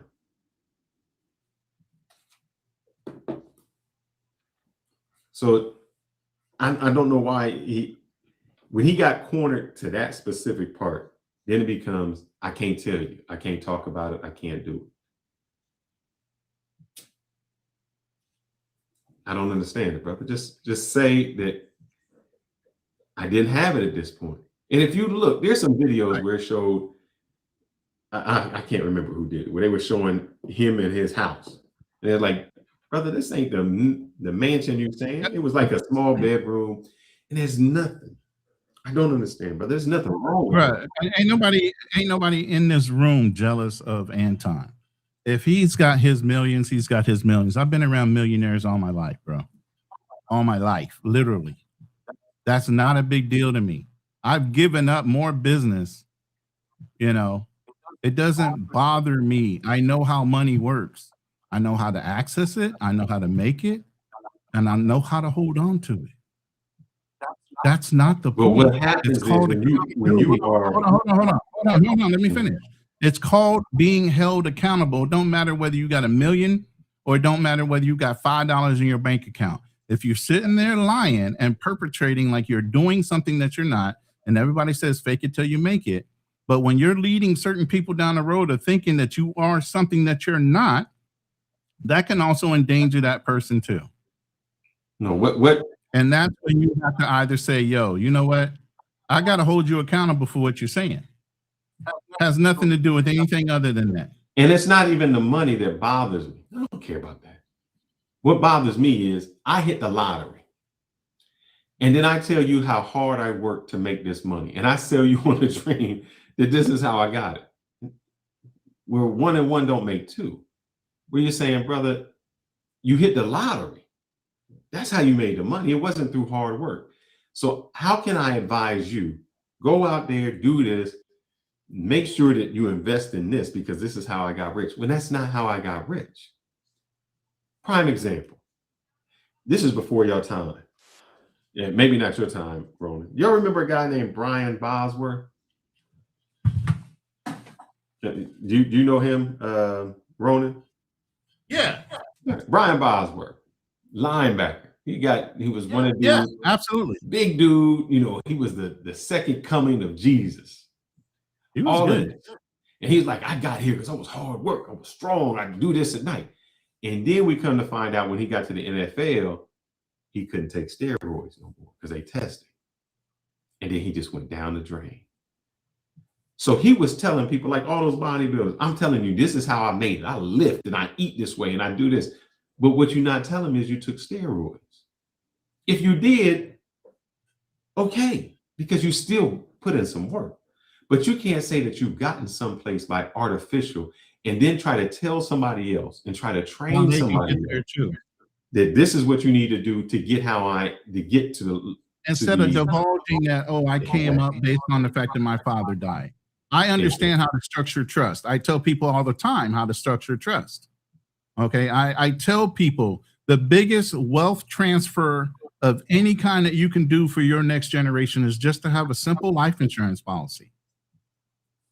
I was taught that by my mentor. Train everybody you train. Let them know by one stroke of a pen, you can transfer a large amount of wealth to your next descendant or whoever you deem as your beneficiaries. You can't go in a bank and get a $3 to $5 million loan, but you can sign a paper that once you die, that gets transferred to your family member. And that's like those women a woman trying to tell me how to be, okay, that's like Melanie Gates trying to tell me how to be a billionaire. And I'm like, well, you became a billionaire just by getting a divorce. Right. You didn't make software. It's not the same. How can you tell me what a billionaire does? And it's okay. Just admit to the fact that I came up on this money And this is what I'm doing now in order to invest. Hold on, I think I got a delivery. It's coming in. Hold on. Right. So that's the issue. That one, he faked it until he made it. Nope, not here. Okay. He's trying to advise others. This is what you need to do. Right. Like I said, I had a coaching call, and I was like, but that don't work. And I've sat and talked to him after he's had coaching calls with the lead. He's had coaching calls with Anton. It's not like Furious does not invest in learning how to run these businesses and to run YouTube. And I've showed my He runs certain things back to me, and I'm like, no, that's not the way that works. That's not the way this works. That in the financial side of it, I know. You know. So when you look at his return, when you look at his LinkedIn, yeah, the brother's got a lot of technical advancements and knowledge. But at the end of the day, it does not come and divulge over into wealth building. There is no business on here that's worth $1 million. There's no business on here that he was collecting over a 6-figure salary. Not one. But he's going to tell y'all how to build wealth when he's not even telling you the truth about where his wealth came from. And anybody that challenged him, like this young man on the channel, on the show, he wants to dance around the truth of it. Because what does that do? It takes away he's a bag chaser, brother. It takes away from where his money is earned. And if you do any kind of fact checking or anything like that and ask where Anton's wealth is coming from, any verifiable AI or anything else will say it's coming from his YouTube channels, his Patreon, his bag chasers. Can I share something with you, brother? Can I share this? Go ahead. Where am I at? He doesn't own any substantial properties. There's nothing listed. And I don't. I'm trying to tell y'all, and this is what I'm saying. You need to verify when people tell you something. You just shared that one. Okay. I was about to say, I just put this one down. Here you go. No, that's yours. This is public knowledge. I'm sorry, not public knowledge. What would the word be that I'm trying to use? Public domain. Yeah. You can look at what the salary is of what Anton was making. It has the years 2013, 2014, 2015. His highest salary was $58,000. That's it. University of Michigan. Not that that's a bad thing. This is the whole thing. I'm trying to say it's not a bad thing, but when people thumb their nose at what a high earner is or what a high value man is, they think it's already dictated by you got to be 6 figures, 6 foot. That's some bullshit, first of all. And then you're perpetuating it by not telling the truth, like, oh, I was making 50K or so on a consistent basis. But then when I got this money from the lawsuit that we had against the city based on my dad dying abruptly because of a workplace accident. He was a web designer. I'm just looking at it. Came up. He was a web designer, and oh man, I just clicked off of that. And admin, an IT administrative services. He made $58,000. And that's a good salary. There's nothing wrong. But you can't say I went from $58,000 to now I'm a millionaire. And no logical way of showing how that jump happened. And so, look, I know a lot of people that fake it till they make it. A lot of them do it. There's nothing wrong with it. Do it, brother. If the people around you are gullible enough to fall for that, let them fall for that. And sometimes you know, they say act the way you want to be, and soon you'll be the way you act. I do understand. My only problem is when you start to give advice to say, this is how you would do it. And he does that. He does that even when it comes to you. He did it to you. That's why I was like, you sat on his thing, and I'm like, wait a minute. He does it even when it comes to you actually know more. Wait. You know more. You're in cybersecurity. You've gone through the schooling. You're actually way more advanced than him, but you're taking advice from him based on a YouTube channel. I said, this is not making sense. But he sounds like he's high and mighty to you and he kind of talked down to you at the same time as trying to educate you on something that you probably have more knowledge on. But see, what what a good person learns to do is this, and I've learned this throughout my life. I chew on the meat and spit out the bones. So Correct. the knowledge that I wanted didn't have really anything to do with the finances, because I knew that with the first questions, that wasn't the answers that I got back were not good. The second part, when I was like, I want to know how you structured, how are you able to do this, this, and this with your YouTube channel? Can't take nothing away from him. He had a system, great system, but he had the time. If you're really not working and you're not spending time with your family and you're just doing something for 18 hours a day, you should be great at it. You should be great at it. And he became good at it. He became very efficient with it. So I can't take anything away from him from that. But your efficiency, and if you look at it, it was just in the last year, because when I was talking to him, that was maybe 2 years ago. I think he was just at 100,000. He just got to the part that he was at. So, oh no, man, hold up. Anton, I see Drew on this. Anton is not moving up to the east side, and I'm gonna show you why. Can I know you don't like me to do it. Can I Go ahead. I mean, as long as you're not doxing the dude, but I already know that he's not. This is from here. So when he says he's moving up to the east side of the east side of the apartment, let me show you what happens when you want everybody to know your name and don't nobody know your name. Give me 1 second. Give me 1 second, brother, and I'm gonna share this. Oh, while you do that, I got another short clip for you.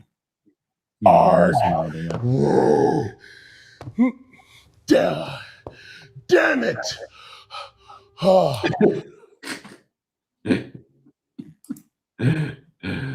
Oh man, you're bad, man. You're bad. You shouldn't do that. Oh my goodness. That's a spinoff of Corey Holcomb's little cartoon that he did of him. So I had to take it a little step further on just the stool and him standing on top of it. So Drew said he moving up to the east side of the mountain on the east side. Well, let me show you what happens when you try to move to the east side, but they don't let you move to the east side.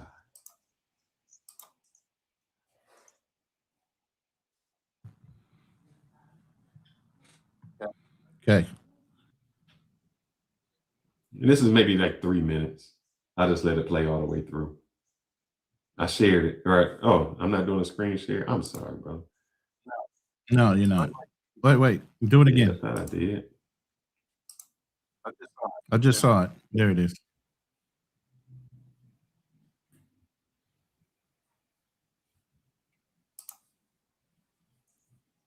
Come on.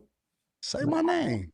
Oh, I don't know his damn Let name. me get Whatever. past this. Let's see. This is him. Has a million subs, and he think I'm blah, and he thinks that calculates into some type of popularity. He got put in his place. He got humble because nobody knew his name, and this is what hurt his feelings. He done passed 1 million subs, and he think I'm in Detroit. Everybody need to know me, and everybody don't know you, bruh. Everybody ain't in that lane. It's all right to not know that lane. Look, I've been in countries where they like, oh man, that's a great soccer player. I know why soccer. I don't know who he is. And everybody, you should know who he is. He's this, he's this.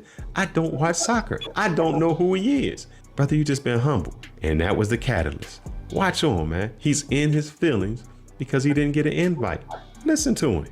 It's like, how do I not get an invite? How do I not get contacted for all of these different things when I am literally doing more views than anybody inside of the city? Yep, I'm the first person born, raised, and is still in the city to ever hit 1 million subscribers, and that's a big deal for us. But here in the city, it's a big deal to stay in the city because a lot of times we have a brain drain. See, listen to what he said. I done hit 1 million views. I got clout. He think YouTube clout. I can't take no accolades away. Brother, 1 million subs, do your thing. You're doing great. But there's people that got 1 million subs on YouTube I never heard of. I've never watched their show. If I passed them in the street, I wouldn't know who they are. That don't mean nothing. You got this thing in your mind that you think your subs and your viewers on YouTube should calculate the clout outside of the channel. It don't do that, man. People running different circles. Warren Buffett ain't gonna know you. I don't care how many views you got. You ain't in this circle, man. And it hurt your ass, man. Hurt your ego. You got humble. And that's the problem. How do I not get an invite to one of the biggest openings in the city? Because they don't know who the hell you are. And watch this. He ain't get an invite, but he's still kissing their ass. Moving into the Hudson's building, in which they have two of them, right? You have the main building that's corporate, and then you got the offices. They didn't know who he was. They didn't know who he was so bad that he want to move into the building to show him, I'm Anton. See, I can come to the building. I'm Anton. Let me in. I got 1 million subs. Bruh, you so butthurt that you want to move in the building because they didn't give you an invite, bruh. If I don't get an invite, I don't get to show you guys this stuff, because then I'd have to do it on my own. And I don't believe that I should. I believe that I got a lot going on, and I got a lot of motion and a lot of movement. And if I'm doing, well, on one I got a lot of motion. You know, on the Anton Daniels channel alone, we doing 80 million views a month. I believe that the people should be reaching out to me. No? I don't know. You guys let me know. He like the high school dude who didn't get invited to the party, and he mad. He didn't get invited. Y'all know who I am? Y'all ain't invite me? I told you we're gonna get you there. That was the past. Now you. As you can see, he said he moving up. He ain't moving up. They opened up a new building where he was at, and he's upset that he didn't get an invite to the new building. And he's so upset that he didn't get an invite, that nobody knew his name, that he wants to go to the new building. Sometimes, man, it's almost like the black people. Let him try. Let him keep trying, man. Come on. Let him have it. I'm the king of Detroit. Come on, you gotta let him have it. Give him a shot. I seen this. It was a short. It was Adam Sandler. Adam Sandler's daughter went into some store where there were some purses, and the woman told her, "Ma'am, don't touch those purses, because if you can't afford to buy it, you know, those are only for people who can buy it." Because I guess she was dressed really down. 10 minutes later, Adam Sandler came into the store, and he said, "Oh, it matters how you dress? Give me this one, and buy $200,000 worth of stuff." Adam Sandler showed them. What the fuck? You still got the commission. Yeah. And that's what Anton seems he think. They didn't invite you. You didn't go there. I'm going to show them. I'm going to live here where they didn't even want me to get invited. You in Detroit, the house. I mean, there's so many old Chrysler, the old buildings there that they're probably giving away for $1. If you really wanted to be savvy or whatever, go and get one of those buildings that are maybe $10 to $200 on donation, as long as you renovate it, and invest your money that way. Turn it into an office building that you can rent out the fucking floors on, and build a strip mall down the very bottom of it. But you're not thinking like that. And that's the whole thing. You're thinking small, but you think you're big. Even if you look at his annual net worth is not nowhere close to where he would get invited to something like that. So what, you got 1 million views? Does that translate to your income? So what, you're making, what, 100K a month? That's 1.2 a year before taxes. You still got to pay taxes, brother. And we know what that is, 35% or more. And that's just that's minimum wage in the NFL. So, you know, this is the difference between somebody that has money and knows what status is versus new money and thinking you're all that and you're just above average. And here's the thing, maybe you do. I don't have a problem. Well, no, let me see how I can frame this. It's not that I dislike Anton. I think that I don't dislike him at all. I'm like, good, but come on, bro, you're not doing anything like somebody else couldn't do. Yeah, there's two things I say. You know, it's not that I dislike Anton. I think that, as I say, with work ethic, great guy. Two things that I do dislike about him. One, and I wouldn't say you humbled yourself. I think when you've gotten to a certain point and you've gotten that way and you forget what got you there, or how it was to struggle, I can, and this is really, if you go back and watch that video, this is what I was asking. Man, you don't have any empathy? No, I don't have no empathy. And I broke it down. I said, when you were poor, your father and mother empathized with you. They brought you into their house so that you could make it. When you got fired from your job from scamming, they brought you into their house and let you stay there basically free. They empathized until you could make it. So that when you make it, like when I make it and I can see somebody struggling and trying, I can empathize with them and I can help them out. I can say, look, I've been where you're at. I understand the struggle. And, I know what it takes to get there. That's the dip. Anton gets to a certain place and say, fuck all y'all. Fuck, y'all can't do it. Don't do it. You can't get here because you ain't this and you ain't that. Nah, man, that's. So when I say he didn't humble himself, that's what I don't like. And I don't like the fact that he is telling someone else how to make it when that's not the same way that he made it. He didn't struggle that way. So it would be very difficult for me to say someone who is very obese, and if I've always been athletic, you got to get it. And if you don't do this is what you do, because they have a different struggle. All I can tell them is, this is how I did it. I maybe not understand their struggle. It's just like the millionaire saying, man, you don't know how to get girls, to a dude who broke and homeless. Y'all in two different lanes, man. That's my problem with Anton. He forgot where he came from. It's not really a problem. It's just about owning up to the truth of where you're coming from, remembering where you're coming from by honoring, by telling the truth and saying, hey, you know what? I might have started at the bottom, but we're here.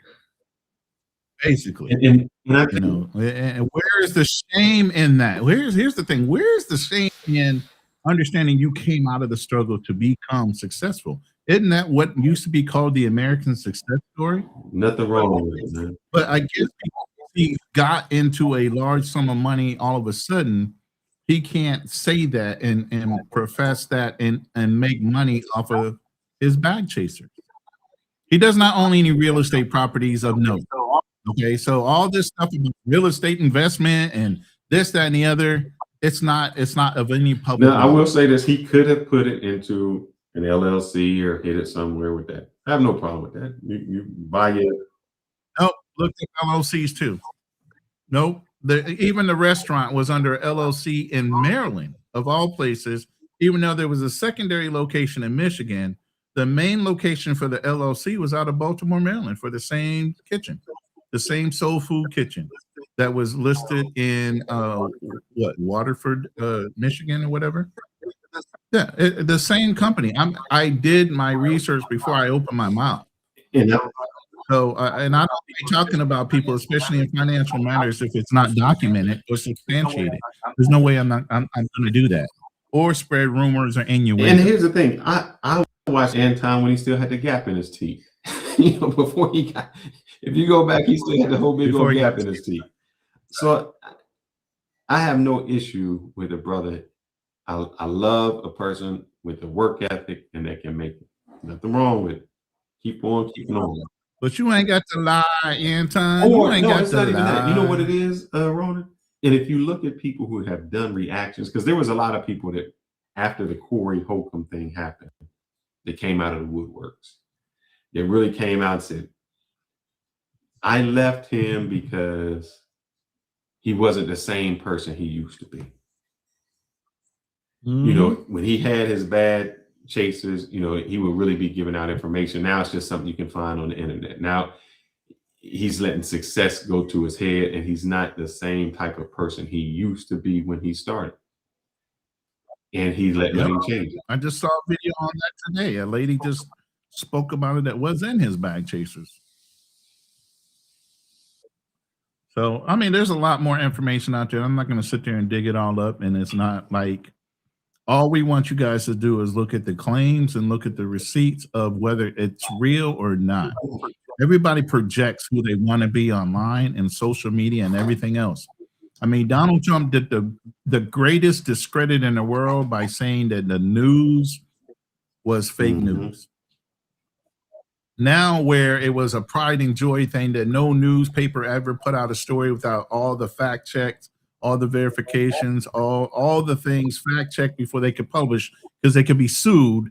Now it's all that's in question. Now you got social media sites out there that can put out any information, doesn't have to be verified because he already discredited the one industry that could be credited as being able to be truthful. And with the conglomerates and everything else and everybody blending all their channels and newspapers together, it just continues to make it worse. Nobody knows who's telling the truth anymore, so lies can be propagated all over the place. But when you sniff a lie, you should speak to it. And here's what I would say to guys. Look, as with anyone, with Anton or whomever, just take the parts that you need. Right. You know, I can still listen to him and say, I agree with that. I agree with this. I don't agree with that. And that's wrong. Do your research on anybody and take the parts that you need, because everyone can have something that's beneficial. I remember I was on a show, Your Favorite Lady show, and the dude was saying something about Austin Holliman.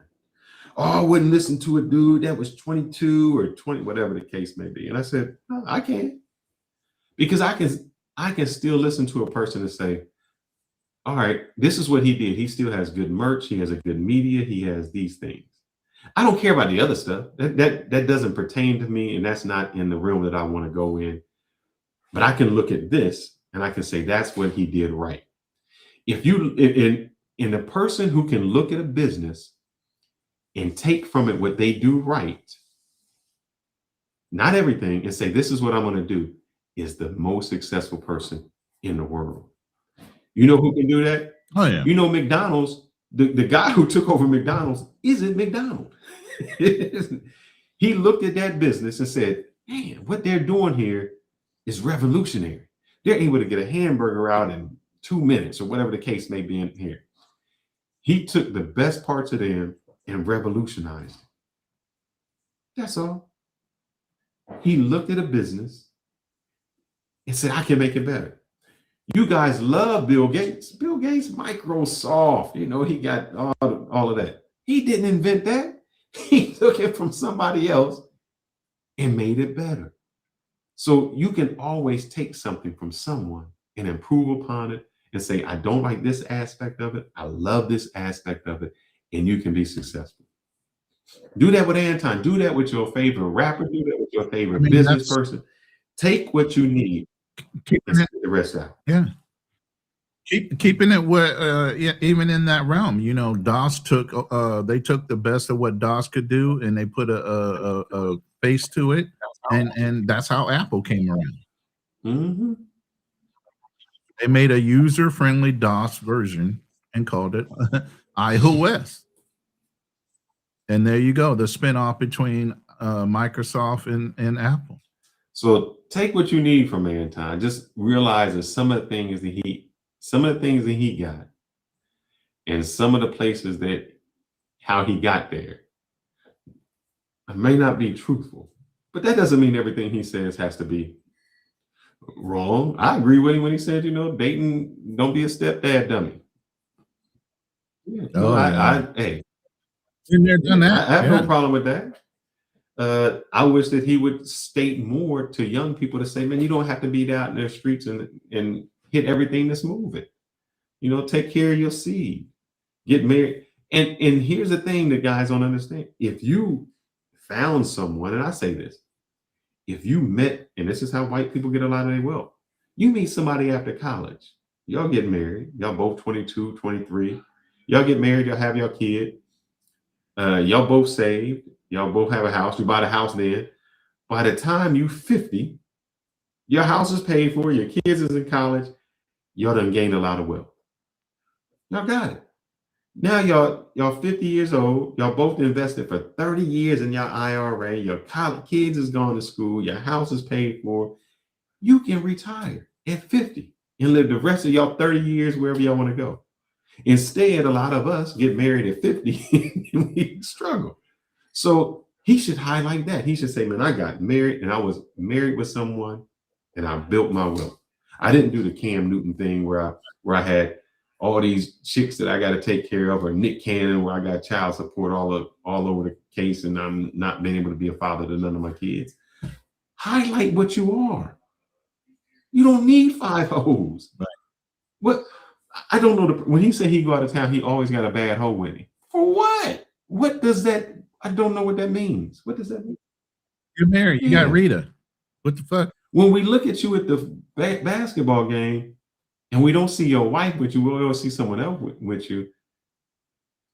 Sometimes, what is it? Perception is greater than reality. Exactly. And he plays off of that. And I think somebody said, nah, Bill Gates is mad suspect. Let me say this.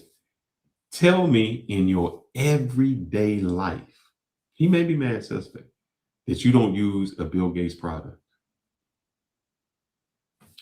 LinkedIn, your Word documents, your Windows. So he can be mad suspect. So I can take that he may be something over here, but I can still look at him as the business over here and say, I take it.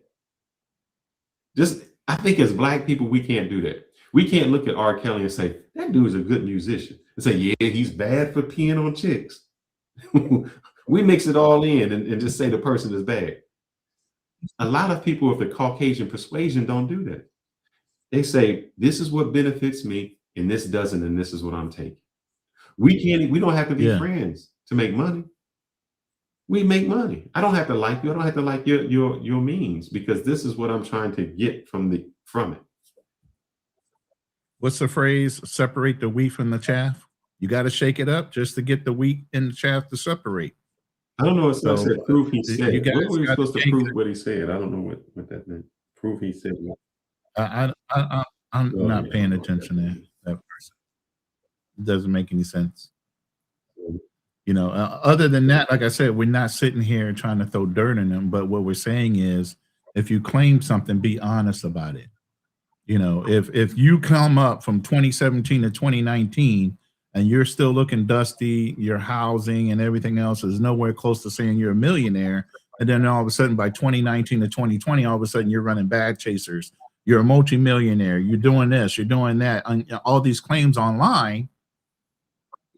Why can't you show where you're wealthy? And another thing is, because you're ashamed of how you got it. New money. And the only reason you be ashamed of it is because it wasn't earned; it was given. And you know, this is why he got new money. He's like, I got this car, this car, this car, this car. When you look at somebody who really rich, like they ain't doing all that. They'll be like, man, I got a car that I don't have to prove it. It's like I got money and I just never even had to show it. Yeah. This is the biggest financial thing right now. What is the greatest depreciating asset? It's a car. The minute you buy it, it depreciates the fucking minute you drive it off the lot, less than a mile. The minute you drive it off the lot, you lost money. I don't buy brand new cars. Why? Because I used to sell them. I know that for a fact. So I don't buy brand new cars anymore. For what? So it can depreciate? I'll buy a year or two or maybe even 3 years. Depends on how much the residual value leasing guide says it holds its value. Other than that, I'll buy a used car and fix it up to the way I like it. I don't give a fuck. It's a car. That's when you understand what money does and does not do. You don't buy it. You're buying things to impress somebody else, or just because you want to drive it. And even if you want to drive it, why don't you just go rent it? Go rent a car, drive it for a fucking week, get over it, and move on with your fucking life. That's financial advice. You just going out and spinning a bag just because, that means you don't understand the value behind it. That's where you get ball players and all these other things. They come into money. They buy all these unnecessary things. Their financial planner, whoever, steals half of their bag. And then the next thing you know, they're fucking broke. Can I share this with you real quick? All right, let me see. And show me when you want to do it. I got it. I just want to read this to you. If you can't read it, I'll read it. This is Warren Buffett. What car does Warren Buffett drive? A 2014 Cadillac XTX, which he keeps despite his immense wealth. His daughter bought it for him to replace his 2006 Cadillac. This dude can drive anything he wants. When you have it, you don't need to prove it to anybody.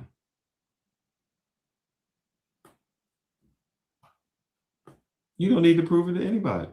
I think my dude, age 7 and 9, I think he's a bag chaser. He's got money every month. He's got money every month through the bag chasers. He's got keep on paying, brother. While you at it, go ahead and if you like his this so much, lifestyle. go ahead and drop us a cash app. Go ahead and put a cash go ahead app and on it. support his lifestyle. No, I don't want his money. I want him to continue. I want it. Yeah, go ahead and drop us a cash app, man. You know, you got that money. You listen to him. You a bag chaser and an investor. I'm a just a poor country boy that don't know nothing. Go ahead. I don't think you got no money. I think you don't have no money. Prove it to me. Prove it to me. Drop that cash app to me. I mean, you just sat through this whole show of 2 hours. We gave you a lot of advice. Drop that cash app, man. Come on now. We entertained you. Drop that cash app. I don't care if that look. Hey, you can like or dislike. I don't care. You can hit the thumbs down. It still counts the same. If you don't like what we said, go ahead and hit the thumbs down. If you like what we said, You know what? I tell you what. Let me do this. It is 2 hours. I'm gonna get off of here in about 15 minutes. Won't you come on up, brother? Are you opening up the panel? Bring him up. Why don't you come up to the show? You know, he's just talking behind the screen. Come on up. And hold up. You said when I could just talk to the man face to face. He's done that. God damn it. What was I about to say? He's already done that. Not YouTube, not coaching call. I talked to me and do I need to call my wife? Hey, baby. Oh, hell no. Do I need to do the same thing Anton did? When Anton was in Dallas, Texas, he went on the what that show that I remember I showed you a picture. Oh, the one show with the old boy that went to jail. Isn't that the same show? I showed you that chair and the light? Yeah. I forgot the name of that studio. He was here. We're face to face, talking, going out. I can't remember the name of that show now. I know I got the blue light. Open up the panel if y'all want to hit it. What is the name of that show? But I'm not gonna stay on long. Y'all got me for about another.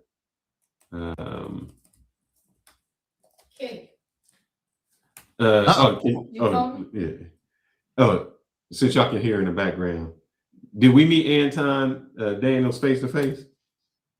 Yeah, like 2 years ago, 3. He had his little bodyguards with him. Right. Was he a little bodyguard? Is you saying it like that? I mean, damn, he did have his people there. I can't take that away from him. Was he traveling with about 3 or 4 hoes with him? He didn't have he was solo. Man, I don't know the name of that show, man. Real life street stories. Yeah. Is that it? That's it. Yeah, because old boy was on there, the one that we real life. Yep, that's when he was here. So yep. So I've done a few coaching calls with him. The shows that I showed you, I've been on this show, Smoke Show, a few times. I've been on where he cut me off. He's like, he got so mad. I was even on the show. I got called a damn veteran that was a simp. You know, I've been on this show. Yeah, so I met him when he was here, went out. So I told you, my thing is I can always I can chew the meat and spit out the bones. I take nothing away from his effort. Brother is great at that. Ain't nobody hating on it. Just tell the truth about it. Correct. I've said plenty of times, I've been very successful. I've given up business. I used to own, not own it, but I used to run a agency for insurance agents. I have over 5,000 clients. I had 300 agents that I was getting paid off of. I gave all that up when I suffered PTSD. I started from scratch. I don't give a fuck. I will tell you that in a heartbeat. It does not matter. You guys aren't paying my bills. Nobody is. So why do I have to lie about where my money comes, how I learned how to make money, how I learned how to advise people of wealth, how to make more money. It doesn't matter whether I got $100,000 in the bank. My value of my life is something totally different. My son's about to turn 40 years old, my oldest. I have grandchildren. I've lived my life. I hope that you guys can even get to the age of 58 and have some wherewithal about you. I value family and time more than I value money now. Correct. When I was younger, I valued the money. Now that I'm older, I value time, quality time. I value my fucking peace. I'm not going to sit there and run up stress trying to fucking make a certain type of dollar amount. I don't have a fixed dollar amount. I don't have to report to anybody how much I make. I've been, like I said, I've been independent since 2011. I ain't fucking clocked in for nobody since 2011, and I'm still here. Literally semi-retired, sitting in the fucking Philippines. Why do I need to prove anything other than that? Can you do that? Do you know how to? And like I said, my part where I departed with him was the money, man. I looked at my life and I said, at the age that I am now, I have spent more life, I have more life behind me than I most likely have more life in front of me. Right. And when you get to a part when you can reflect on your life, you say, I've done that. I've had motorcycles, man. I've had all types of motorcycles, Hayabusas, Fat Boys, new cars, houses. I've traveled. And then at some point you say, if I can't little wars, you know, getting shot at, blown up. What the fuck? I need to worry about that shit in my older years too? Nah, I'm sorry. I'm here. And that's a blessing in itself. I didn't need to survive all the shit I went through. And so when he told me everything that he would, in a sense, sell his soul for to get more money, I just said, that's not the space that I want to be in. Maybe, and like I said, there may be people who say, man, I'm willing to do that. And that's perfectly fine where you're at. I didn't see myself like that. I couldn't see myself saying, if someone, like he said, he didn't even cry at his daddy's funeral. If his wife had cancer, and he wouldn't go, you know, he would make his daughter, the one that he says, oh, I love her, this stress, all these things that he had to go through. When it came to his daughter, he says she would have to understand he can't be there. The analogy he gave was, oh, back in the day, the guys used to go off to other lands. They used to go way far off. Yes, they did. Do you think to earn money for their legacy, but when they come home, they valued their family time. Correct. That's the part you're missing. And if you don't, Anton, if you don't have to go way off to make the money, you're fortunate. You are fortunate to say, which means you got more time for your family. You got more time for your kid. I had a stepson and I've spent a lot of time with him. I sponsored the football team. I sponsored the basketball team. I actually did the announcing because I have a nice voice for the football games and the basketball games every fucking week. Look, I know I'm in my office. Y'all don't get a chance to see me. That was appreciated by my stepson. I'm in my office. What the fuck? And you know, and my wife said this to me. She said, you know, because there was a time when I'm working and my daughter here, I'm like, man, she just won't get off my lap. I can't finish no work. Look at everything. But you know what? I value these little times. I got the little bubble thing. Oh, not the Barney. God damn, is Barney still around? I hate Barney. Like, I got little dolls everywhere. So to me, Barney. I value this time. There's certain things that money won't be able to buy. Nope. It won't buy that time. It won't do that. That's where my departure goes. So maybe you guys are at a stage where you say, hey, I love Anton and I agree with him and I would do anything for that money. That's not me. I made a choice that when I said I made a transformation in my life to get to a certain aspect, I said, what am I getting here for? What am I trading for? And I said, when I get to this part, this is what I'm trading for. It's if you've ever even seen Think and Grow Rich, that's what he says. Put down a number. What is it that you're getting there for? Right. I'm getting there for a purpose, so that I can spend time, that I can make sure that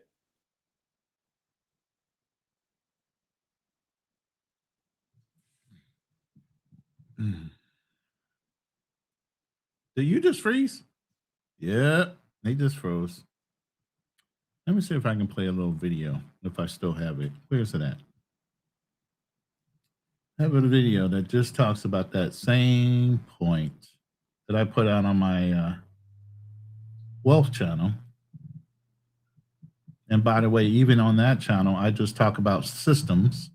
I don't sell you anything. And I definitely ain't going to represent you because I gave up most of my licenses. Where's it at? where the hell I And anyway, the link is down in the chat. So if you guys wanted to come up, you got a little while longer before. But they won't. See, what I found is these are the same people that just talk. It's easy to talk behind something and say it. But when you say, look, prove me wrong. See, I'm not like Anton. Even when you show him the receipts in his face, he won't admit wrong. I can admit when I'm wrong. Hey, I might be wrong. I don't know everything. I only know 99.97% of things.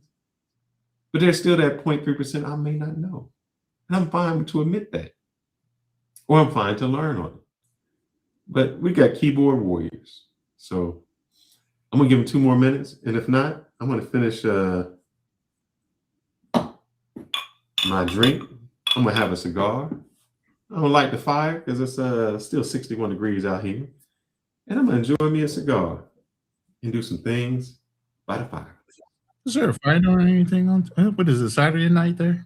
Yeah, Sunday Saturday here. night. Yeah. Can't find this video.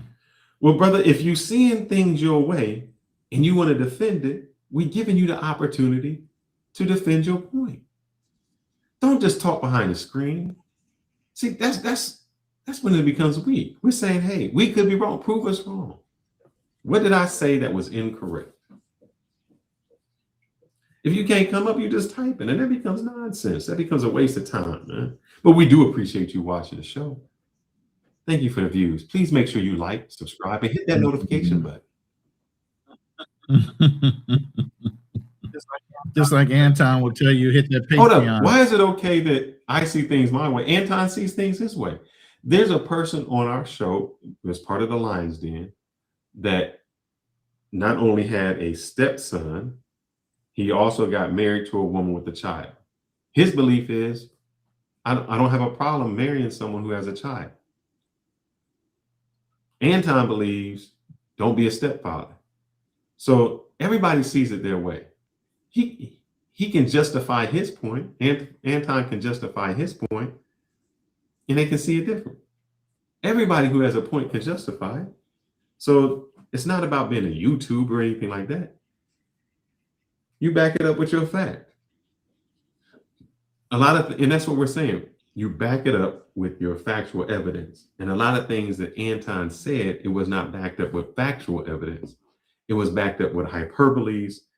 Could have been. I'm not going to tell you. I'm going to show you everything in the great light. I compared it to I'm going to tell you why. No, that wasn't wrong. I compared his Patreon to Jay Rillo. Why? You send Jay Rillo money, and then you watch what Jay Rillo does with your money. He goes overseas.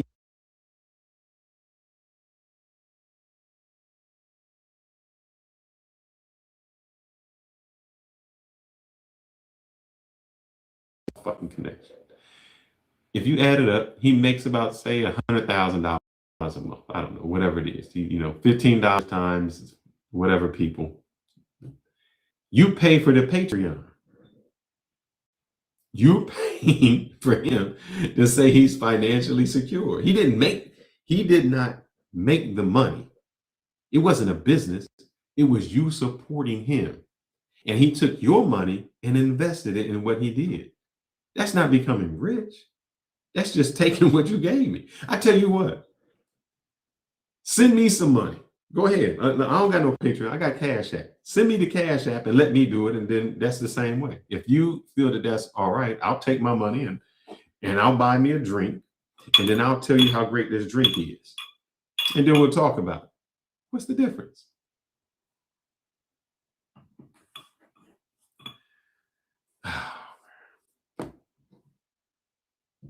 It's like talking crazy. And I'm back.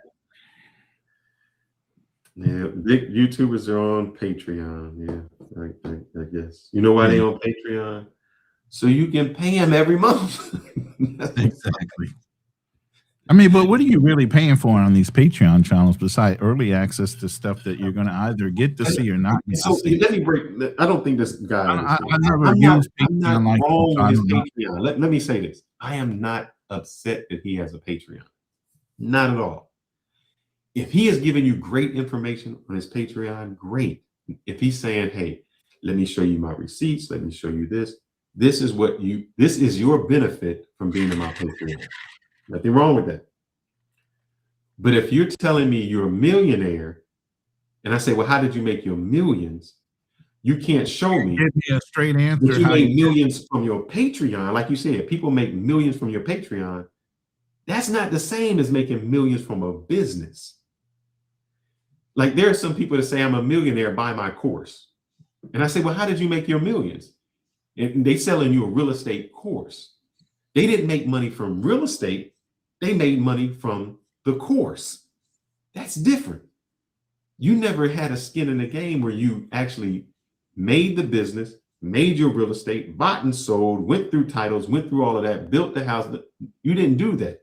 You're telling me, buy my course so I can tell you how to become successful. But the only reason you're successful is because you bought the course. You understand? I don't know if I'm talking over y'all. Yeah, you talking right. So it's nothing wrong with the Patreon. But if you're telling me you're a millionaire outside of the Patreon and I say, how did you get it? And you say, I can't tell you, that's private, that's this. But you made millions from the Patreon. All it did was show me that you made money from Patreon. Okay. What's that mean? You made money from not a business. So you can't tell me how to be a businessman. You can tell me how to be a Patreon person.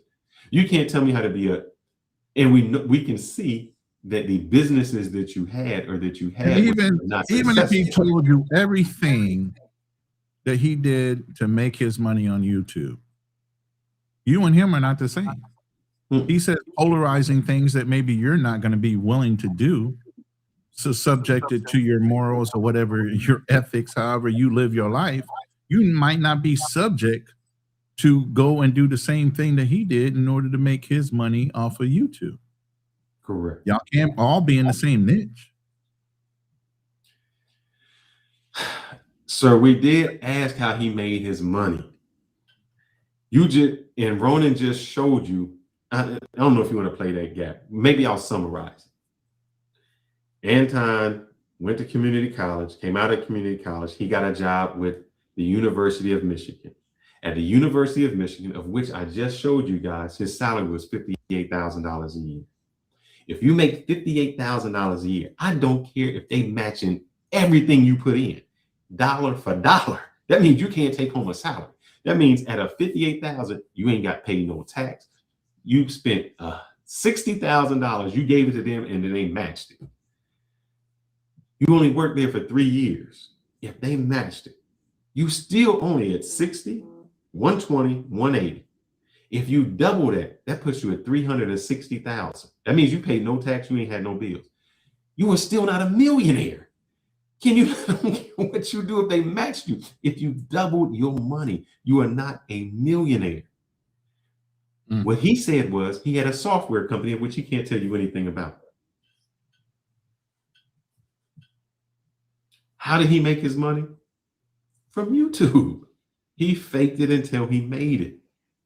And when you had 1 million subs and you putting out as much material as you had, even the lead attorney said, man, the lead attorney said, I make more money doing this YouTube than I did as a lawyer. Oh yeah, brother, it's the YouTube hustle. And I had look, maybe y'all, Ronan, am I asking this right? Am I saying it? I have no problem with his YouTube hustle. No, I have no problem with he doing that. But don't tell me you got the YouTube hustle, but you lying to me about how you made the money. You just hustling me. And if y'all like to be hustled, that's fine. Y'all can be hustled. We're just trying to tell you that's not how he did it. Just like I guess y'all believe he got hoes. He got them 5 hoes. He got hoes everywhere. That if Anton is who he is, how he said he was, walking around in a hot dog costume, he got hoes. When he couldn't pay somebody to give him a hug. Look, he was telling people, I will pay you $1 for a hug. Not to pay me $1. And he still couldn't get nobody to give him a hug when he was paying them. You're going to tell me that guy who was willing to pay somebody else from a hug got hoes when he was in high school, got all these hoes?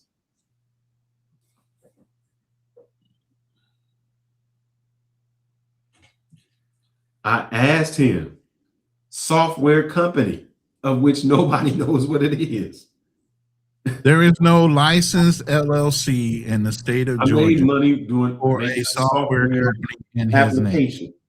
The only LLC that's out there on a national level. Let me say this. The only nationalized or LLC that's out there for Anton's name as far as a business owner or partner in any business was the Soul Food Kitchen that he named. Even though he referenced it as being in Michigan, which there is a location in Michigan, the LLC was registered in the state of Maryland. Baltimore, Maryland, to be precise, my hometown. Oh, let me see if I can do this. So let me see. I don't think I can. I don't know if I got it in this domain. I might not have it on this computer where I can do it. Let me see. I don't know if I can sign in because it's on my work computer. Let me see if I can. If you're looking at LinkedIn, I can pull that up real quick. So give me a second. 48. I got so many controls on here. But by the way, if you want to know about me, you can click on my LinkedIn. I don't hide my shit. So my LinkedIn is right in my fucking chat. You can pull up all my work history. The only thing I left out was when I worked in the medical industry because it just didn't match up to everything else I had on there. Everything else is technology, sales based. All right. Let me. Can I share something real quick? I don't know if I can do it while I'm on here. I'm gonna see. And this is public. I don't care. I know my wife get mad when I share this. This don't matter because I this don't do nothing.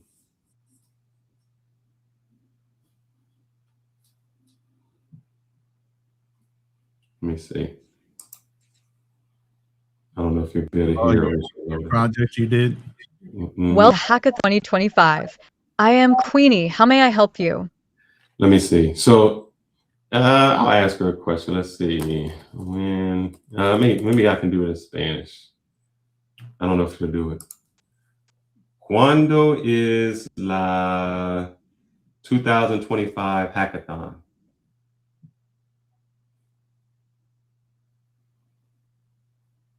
She looking at me like, what the fuck? What's she thinking? A microphone. It ain't on. Yeah, she ain't hearing you.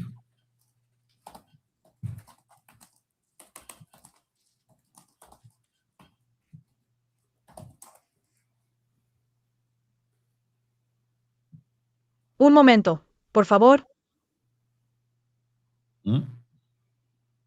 Did you type in Spanish or did she El just hear Toyota Hackathon tendrá lugar del lunes 27 de octubre al jueves 30 de octubre de 2025.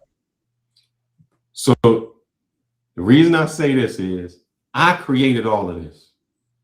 An interactive AI that I can ask any question to in any language and respond back to me and tell me this.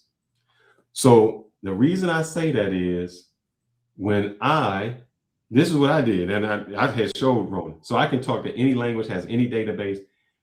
We're going as far that what I have to do where I work at is I wouldn't say cloning people because that would be incorrect. We're taking someone, like if I talk to you, Ronan, and I would talk to you for hours and hours, right? And by talking to you for hours and hours, I can take you, put you in an avatar, have a whole database of all the knowledge that you know, so that when you retire, I have everything there. I do this for a fucking living. This is what I do.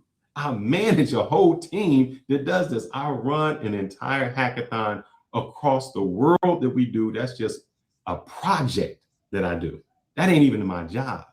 So when I asked Anton a question about the application that he did, and the response he gave me did not match up, because this is what I do. So when it's like trying to ask a lawyer a law question and somebody says something, he's like, brother, that's not the law. Yeah, that's not how it works. So I was able to ask him. And when I start asking him and digging in, it's easy to go on a surface level. When you go see when somebody has worked with something, and he'll put out keywords like, oh yeah, I worked in we do I want to say Swarm, Scrum. Oh, you got to do your Scrum and this. Those are just small keywords to somebody who doesn't do it. It makes us feel like they're being smart. But somebody who is a Scrum Master, who does this, who has their CISSP, who has those certs, who is a certified AWS solution architect, AI, who does this for a living, when you ask the next question and the next question, and then they don't have a solution to that, or they feeding you BS, just like when I interview people. And I interview them and I ask the surface question, and then I'm like, okay, yeah, but what about this? What would you do in this situation? And then they freeze up, because they easily can answer the first question. But when you dig in, and that's what I did. When you say, did I talk to him? Yes. And when I asked those questions and the answers that I got back, when I'm in an interview and I'm interviewing somebody and I see that they bullshit me because they don't really know the answer, that's what it led to. I'm like, he doesn't really know this. But that was not the purpose of my call. So I learned a long time ago, I'm not going to press it. So I'll tell you this story a long time ago. And this is why I didn't press it. Responded to the viral clip of him pushing Christina. You're playing in the background. Hold on a second. This is why I did. I'm trying to pause it. Yeah, this is why I did not even press Anton on. When I was younger, me and my boy was talking to these chicks. This chick that we went over to this chick's house, and the chick was like, oh, I mess with this football player. And I knew the football players if they playing on Sunday and they got an away game, they leaving out on a Friday. So this was, I don't even know what day it was, but this chick was like, yeah, I was with, it wasn't him, I'll just say his name. I was with Chad Johnson on Saturday. Like, Saturday? How could you with Chad Johnson? Because he starts and he gone. So they leave on Friday, because they leave on Friday to get there Saturday so they can pregame so they can be there Sunday. So I started questioning her. I was like, chick, you wasn't with no Chad Johnson on Saturday. My boy hit. He like, you wasn't with him because they do this, and he, I wasn't listening to him, but I should have listened to him. You one of those dudes, you don't catch a hint real fast, huh? I didn't catch the hint. I didn't catch the hint. And my boy was telling me, I don't care if this chick is lying. We're not here to test them if they lie. We're just here to hit some skins. Let her lie all she wants.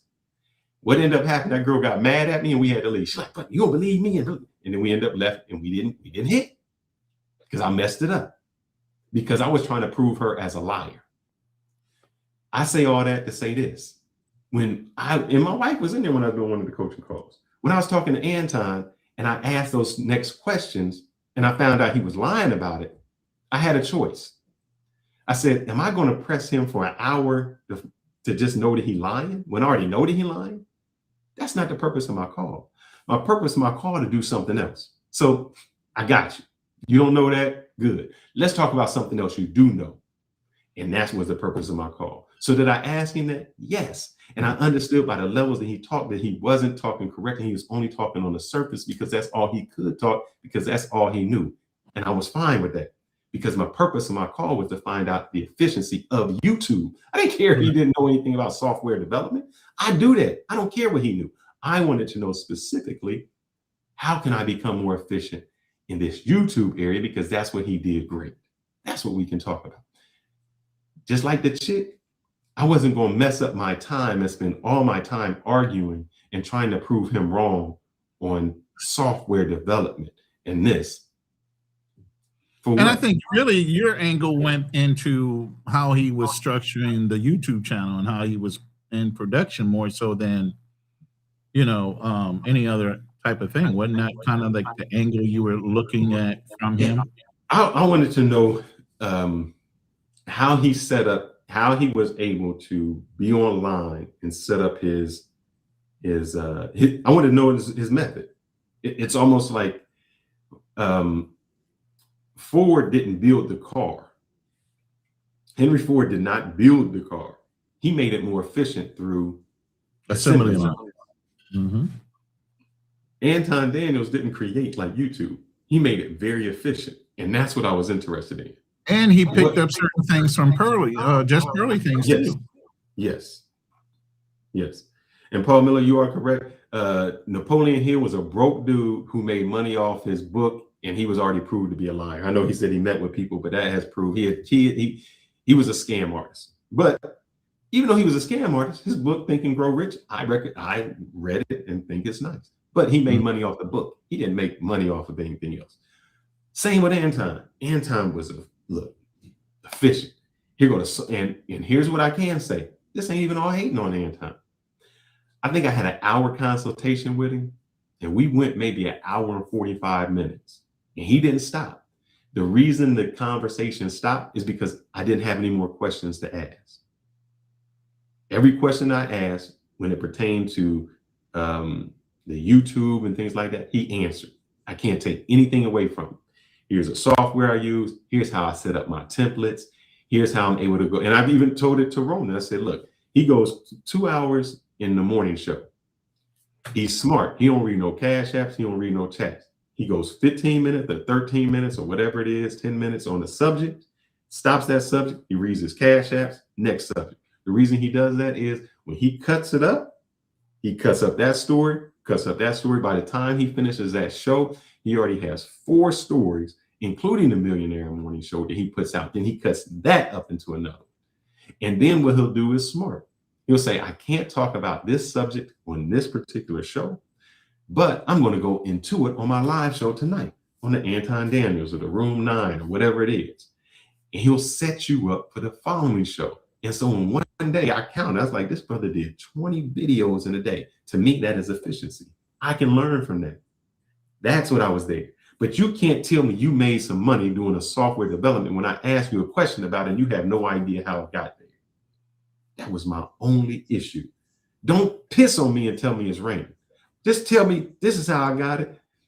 And here's a great thing.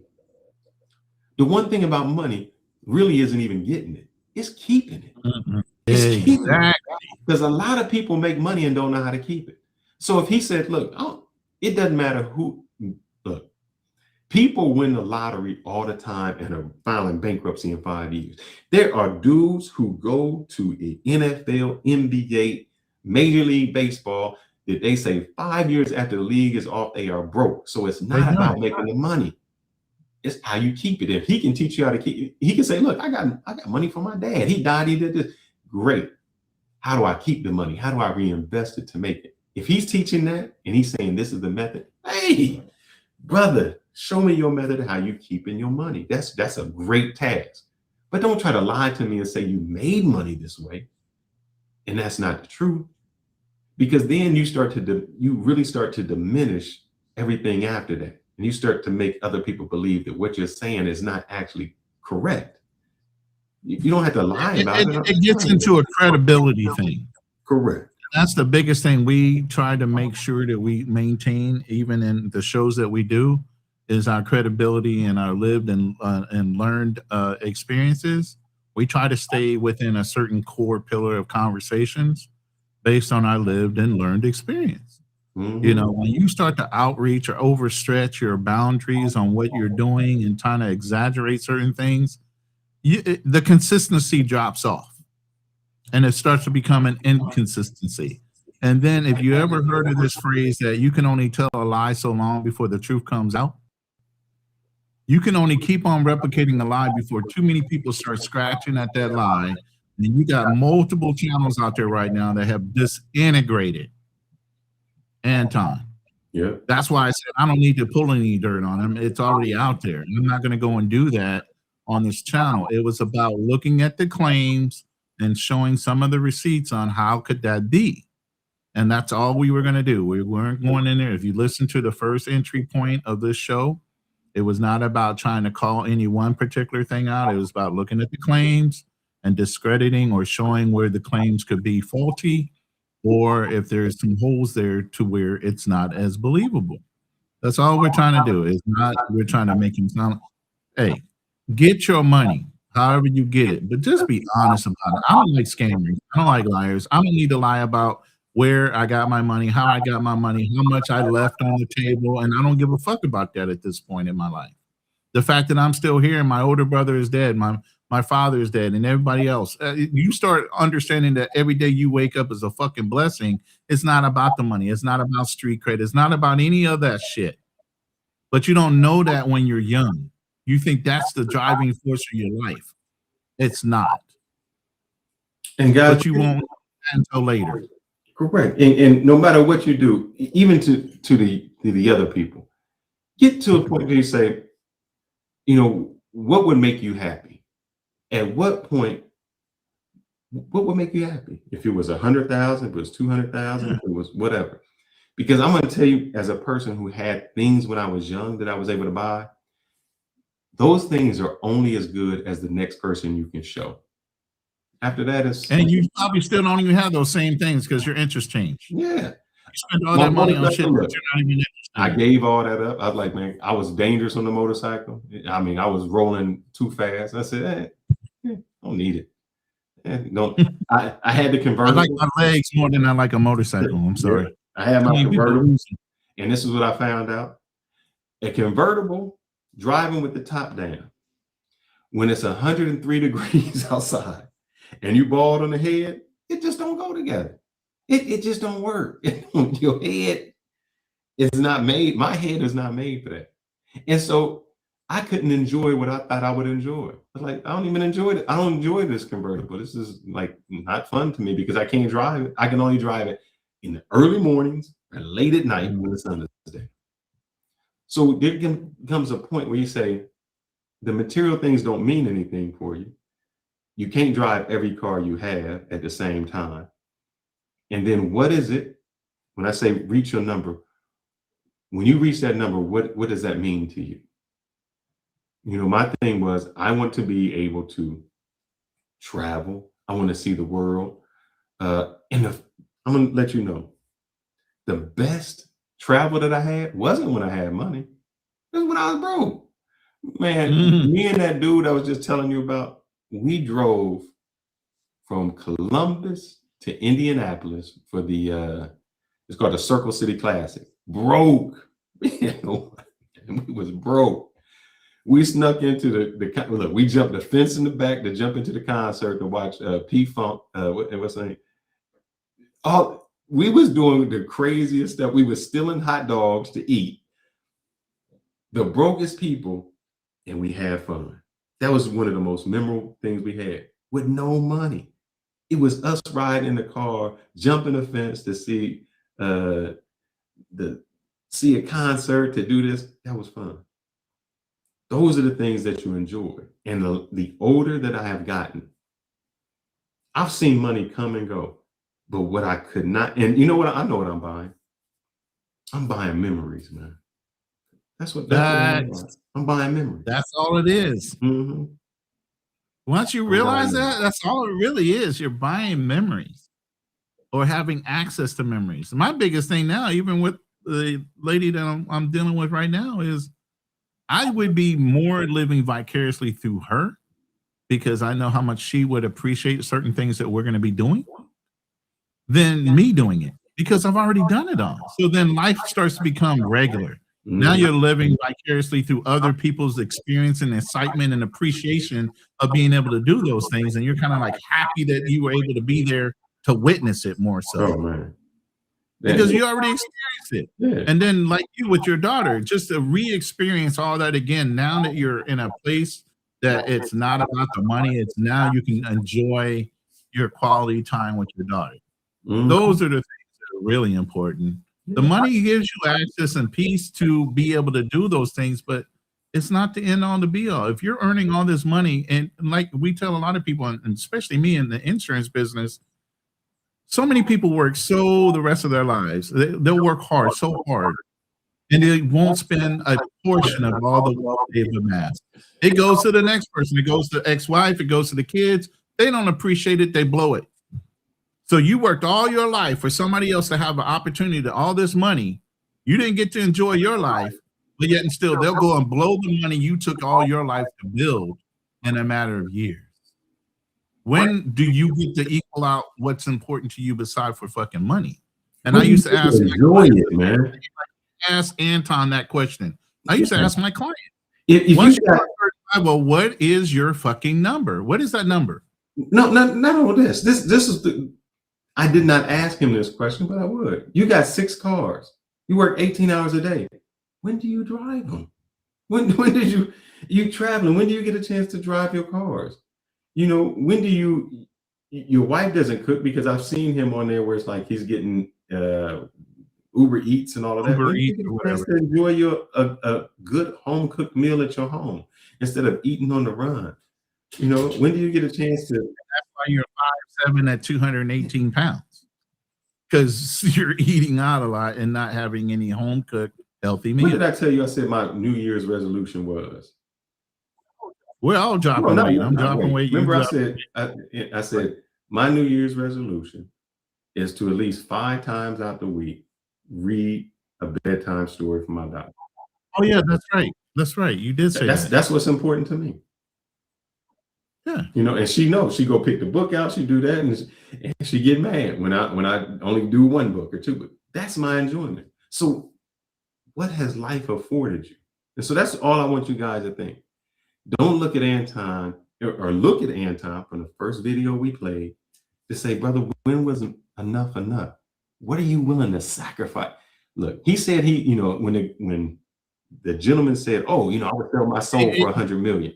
And Anton says, that's crazy. I would never sell my soul for money. Don't mean that. Basically, indirectly, I'm going to say it like it is. I'm going to say it as harsh as it is. He said, fuck my wife, fuck my daughter, fuck my anything other than what I wanted to do. I'm a machine. I don't feel the same way most people do. He basically said that. And if y'all didn't get that, we played that in the beginning. I don't think I need to rehash it. Please go back and watch it, and you'll see it. And that was when that was my breaking point, where I said, man, I don't want to be to the point where those things happen. And even in the thing, you just have different morals and ethics at that point. It comes down to your belief structure. You claim to be a Christian man. You claim to understand that these are different values that you should be instilling in your daughter, but yet and still you flipped the script and went from ethical to money-driven worldly goals. But yet and still you're wanting people to follow you under the premise that you're a Christian, godly man that's faithful to your wife, even though you're saying certain things online that implies for cred that you have 5 bad bitches everywhere you go. That's supposed to make your wife and daughter feel good, but you're worried about somebody else calling them ugly in one respect, but you're treating them like they're ugly because you don't put them out there, 1, and 2, you're talking down about them because you're saying nobody really respects dark-skinned people. Man, we can't set up that debate, brother. I would lose that debate. And the reason I would lose that debate is he wouldn't come on anybody else's platform but his own, and then he won't answer a question legitimately. He'll avoid. He is the master of deflection, beside for the other brother we know. Talk Live TV. And when somebody doesn't have that line, it's very difficult to even do it. They don't have when there's no moral value. Right. Then there's you look, I've said this before and I'll say it again, and I'll end with this. I said, my name is Fearless. And somebody said, what do you fear? It used to be nothing. But I fear the dude who ain't got nothing to lose. That's what I fear. Because the guy who ain't got nothing to lose will take everything away from him. Because he don't care. I know guys that have dated chicks who have nothing to lose. The reason that a married man cheats with a married woman is because she got just as much to lose as him. That woman who ain't got nothing, who ain't got no money, who ain't got no time, she will blow your spot up. She'll say everything because what does it mean to her? She ain't got nothing to lose. And so the only person I fear, because I have a family, I got a daughter, I got this, I have something to lose now. And so when you did, and that's why in the streets, when I was young, dumb, and full of cum, I was one of those dudes who'd be like, I ain't got nothing to lose. So when there's a person who doesn't have a moral compass, who says, I will do anything to get to a certain spot, I'll watch my wife die of chemo, and I'm still gonna make that money. There's nothing. We debate him and say what aren't you willing to do? And I all day I could say, man, like I did when I was on the show. Well, man, what if your dad had cancer? Would you be there? I mean, does money mean that important? I'm on my grind. I'm a machine. I love my dad when he was alive. F him when he dead. Well, the way he said it, if I played the full context, was with the kid was, why I need to go to their school thing anyway? I mean, what you gonna do? You ain't doing that. It was like, why go there and support them because I can't?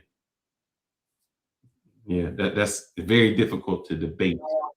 Oh my God. I'm sorry. I'm just looking at a news brief that just came across my desk.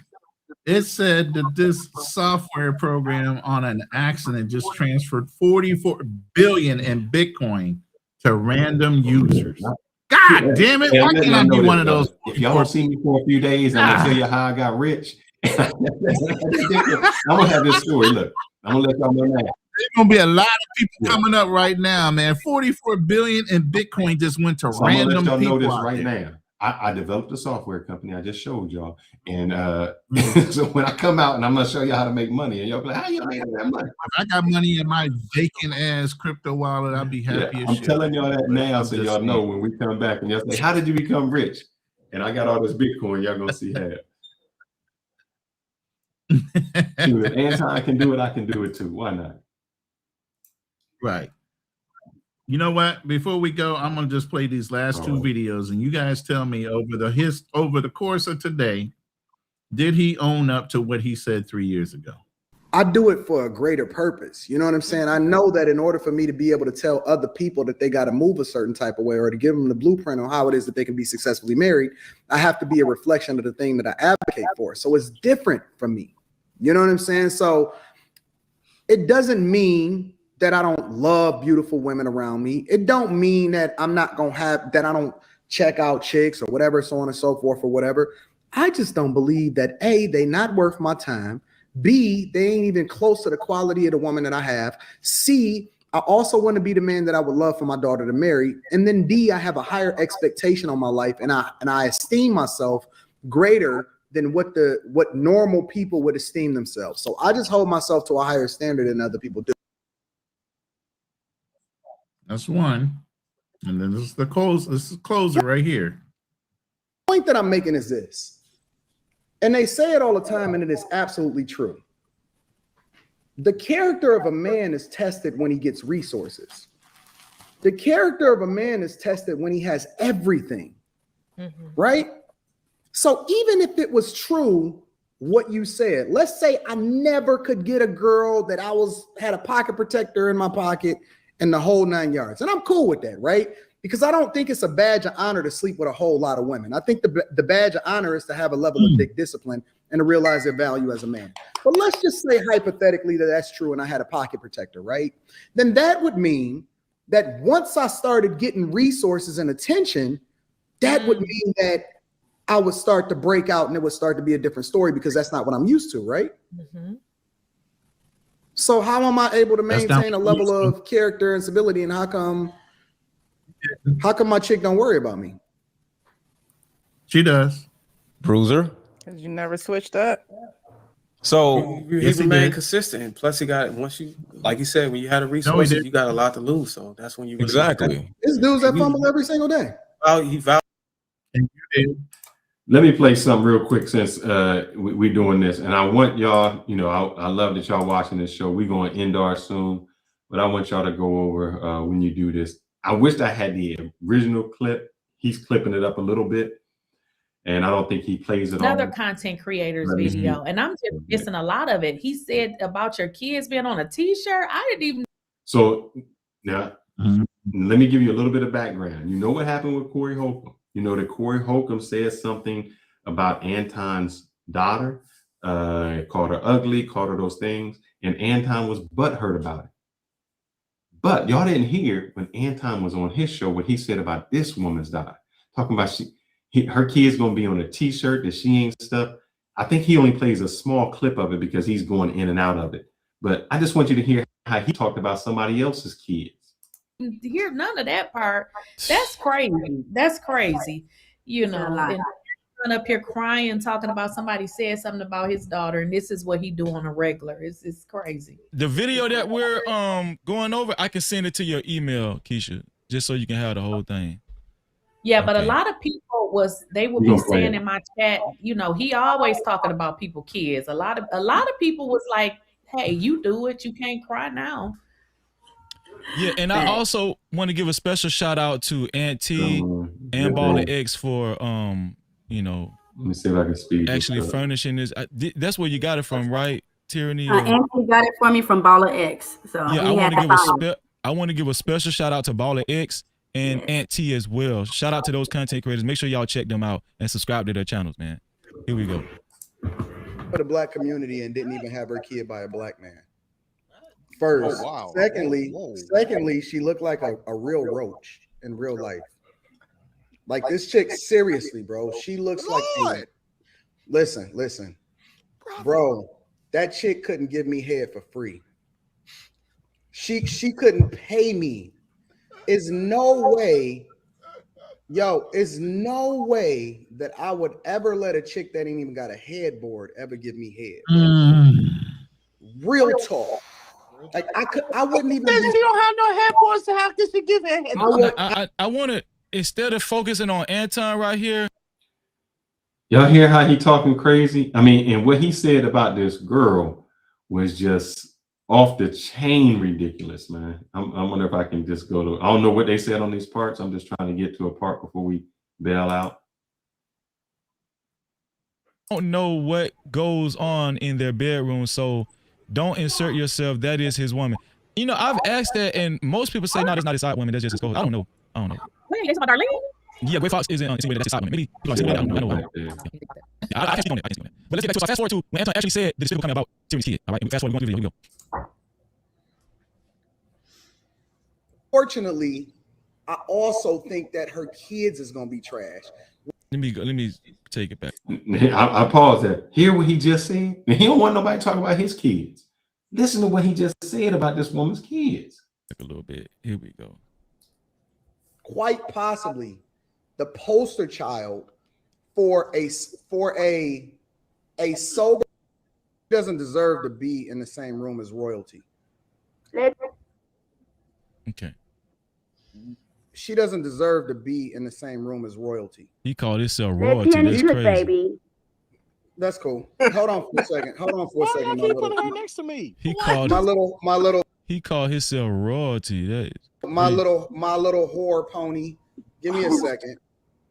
The thing about it is that this chick is the poster child for an oxymoron.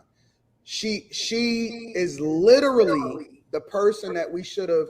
Have y'all ever seen the Prince of Egypt in the beginning where they did the illustration of how they was throwing the kids? Hold up, pause this. Yeah. Jay sitting up there right next to Anton, dark as hell, with the head wrap on, sitting there laughing at what Anton's saying about the other woman, and she's sitting there looking as crazy as hell, sitting next to him. Hey. Listen, not only is she trash, not only is her pussy trash. Damn. But unfortunately, I also think that her kids is gonna be trash. That's crazy. But so, you got a problem. Now remember, this is the dude who was so butthurt about somebody talking about his kids. So when we say this, y'all saying, "Oh, we jealous, we this." No, we point out the hypocrisy that he can get on his high horse and say, "Man, you talked about my kid. My kids got to go through therapy now. My kids, I got to take her out of school. She got to do this." But this the same dude who y'all sending this Patreon money to, who went on here and talked about this black, remember the black queens, snow bunnies never, black queens forever. You know, you can't talk about a dark-skinned woman. You can't talk about your black women, but he the one who on here doing this. And y'all say that's cool. All we doing is pointing out the hypocrisy, man. This dude just went on there and just said, you trash. Your poo nanny trash. Your kids is trash. They gonna end up on a t-shirt. Why need to debate with him, man? No morals. Hypocrite. I don't know what they're talking about here. I can play and see if I can go to another part. I think a lot of people missed before he said he thinks your kids are going to be trash. He also said your kids were unworthy of being born. Damn. He said that. You hear that? You hear what Anton said? Anton, the same dude who was so butthurt about somebody talking about his black queen and kid, he just told this lady your kids was unworthy of being born. And this the dude you admire. Woo. In the words of O'Shea Du Jackson. Woo! Did y'all miss that? Did y'all catch that? I didn't hear that part. You didn't hear it? You missed it. Really, he said we need more tyranny and we have more tyranny. Let's go. No captivity. Okay, so we know, because a lot of people miss that. We know Anton said what he said. Right? The Prince of Egypt in the beginning where he did the illustration of how he was throwing kids off. That was unworthy of even being born. Yo, listen. So let's stack that on to what Anton is about to say, because a lot of people missed that. We got to stack that on. Unworthy of being born and what he's about to say right here. Here we go. Not only is she trash, not only is her pussy trash. First of all, why is he speaking on body parts that he don't even have no idea about? That no captivity. Because he wish. That's crazy. Here we go. But that was unworthy of even being born. Yo, listen. Not only is she trash, not only is her pussy trash, but unfortunately, I also think that her kids is going to be trash. We know that your children is going to either be stealing hubcaps when they grow up.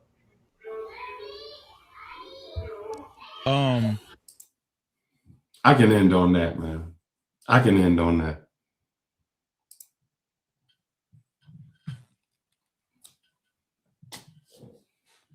Yeah, a Christian dude who don't want nobody to talk about his kids, and you shouldn't bring, and you should not, and I repeat, you should not be bringing somebody's kids into a debate. I didn't say that. I'm sure that's what Anton said. You don't bring somebody's kids into a debate. They innocent. What about her kids? Does her kids got to go to therapy? Do her kids, got to be taken out of school? What about her kids? What about their future? See, people, and my one man that was watching this, we just call out the hypocrisy, man. Just call out the hypocrisy. Believe me, I could have pulled out a whole bunch of old videos where he was talking all this, salt of the earth, holier than thou. I'm holding men accountable for them saying some fucked up shit. I could have went there with it, but I didn't want to sit there and pull all this film down. It's there. You just got to look. All of it is there. And you just believe what he said. My only thing is, man, is all the stuff that he talked about somebody talking about his daughter. This dude just said, your daughter. See, the A17. See, there's things you don't know. There's things you don't know when you listen to somebody and you don't know how they talk to somebody else. See, you listening and think you listening, but you don't really know. This is how he talked to somebody, this young woman. Your kid should have never been born. You can't even suck my penis. What the hell kind of man says this? Remember, he's supposed to be love black women. Oh, y'all hate me because I love black women, because I'm dark skinned. This the same dude just saying this to a black woman who's saying you can't suck on me. Your kids is trash. They gonna grow up stealing hubcaps. They should have never been born. But when he get on there and say Corey Holcomb said that's about me. Oh, wait. Corey, you won, man. You won. Time out. My daughter, this just happened. All that is at 6 in the performative. morning, but I had to take her out of All that is school. performative. I had to take her out of school. We couldn't go to school with her. She's living like this. We're supposed to feel sorry for you. And there was people online that felt sorry for Anton. What Corey Holcomb did was wrong. He should have never said that. But y'all not calling this dude out for this? I'm sorry. Let me use my other finger because look, I'm pointing at you, brother. Y'all not calling him out for this? That's crazy. And this is the dude that y'all say that y'all worship and y'all go. Let me see. I'm just trying to see if there's another part of it. Hold up, I got one for you. Go ahead. This is about 6 years ago where he claims he had a 6-figure job. Is this when he in the house with the old bed and the cables from the TV? Hold on. No. This is him saying why job. Literally. I'm like, what? You quit a 6-figure job? Where?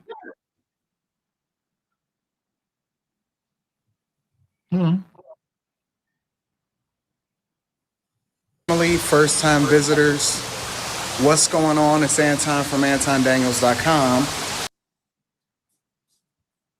That again. Well, it's a possibility.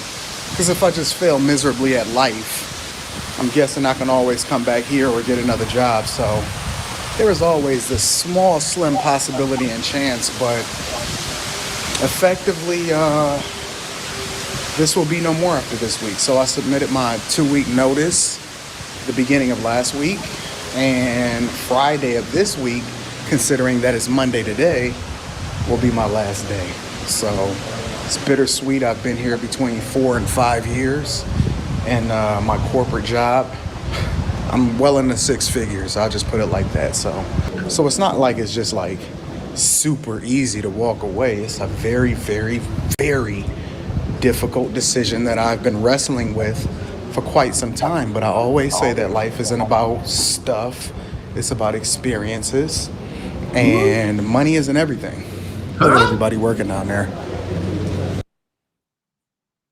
Money ain't everything. It's about experiences, though. About experiences.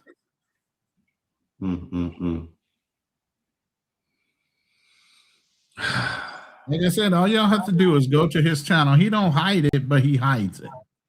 Go back to his latest videos on his channel and start listening to his rhetoric then, and look at what he's doing now. And everything he promised he was not going to do and hold people accountable for, he's doing in your faces. So he's playing in y'all's faces, because I don't follow the man like that.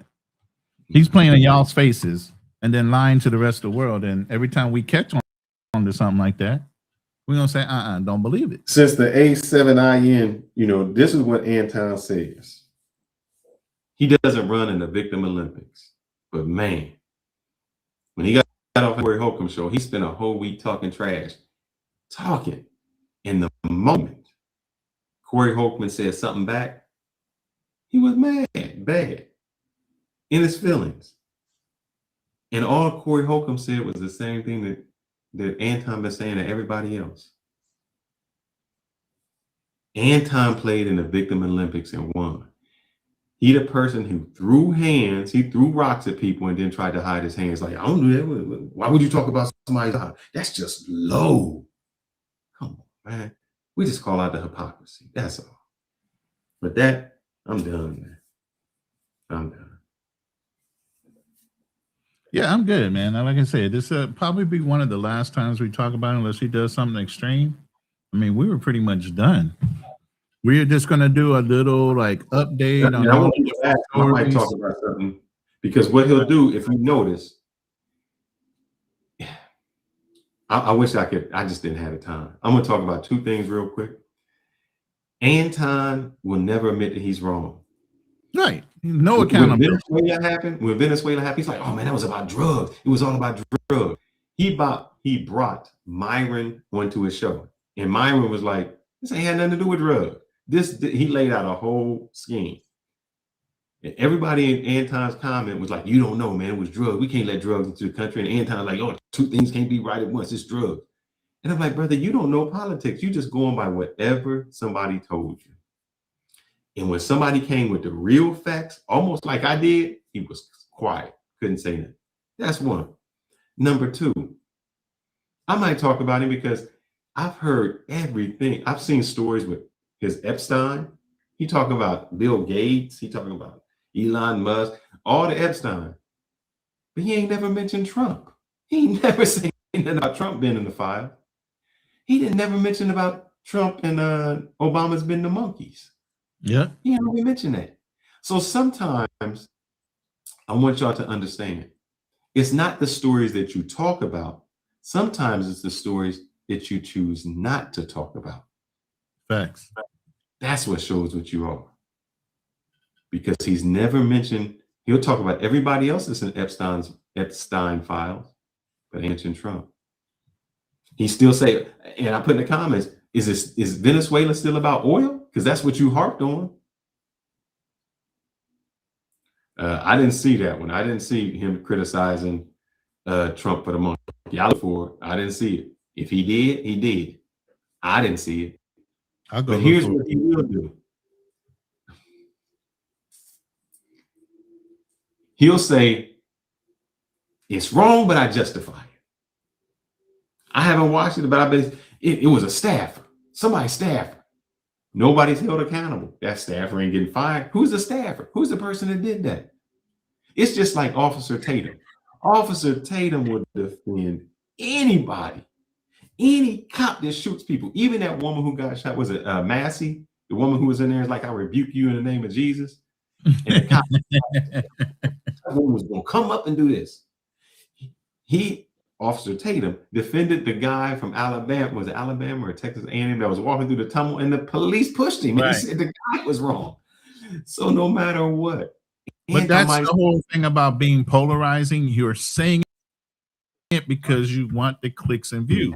Anton has been quoted and said it multiple times. After I get off this internet, I'm a whole nother person. We've talked about that. He'll say to get those clicks and views up. Matter of fact, yes. I can admit to that. He told Corey Holcomb after he came off his show, I'm gonna make over $1 million on you. Talking about you. I'm gonna make $1 million. I'm gonna make a bag off of you after that show. But he went on that show knowing that he was gonna do that. Let me see. Hold up.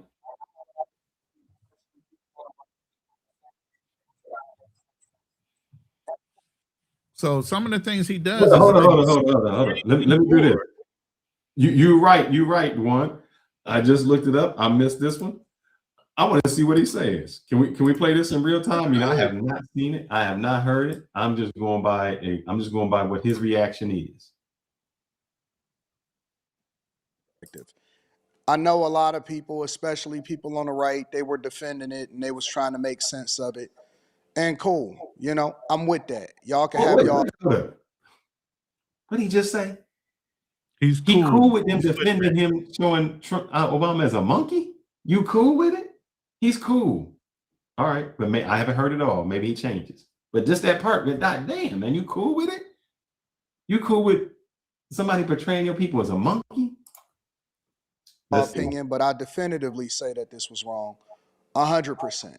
So what's wrong? And if we're going to be content creators, if we are going to be journalists, because I don't consider myself a journalist, I just be in the street and I give my opinion and my perspective based off of my lived experience and what I'm observing at the time.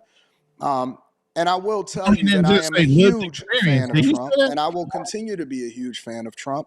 See, look, I told you, it don't matter what I just said. I never watched it. It don't matter. He might criticize Trump.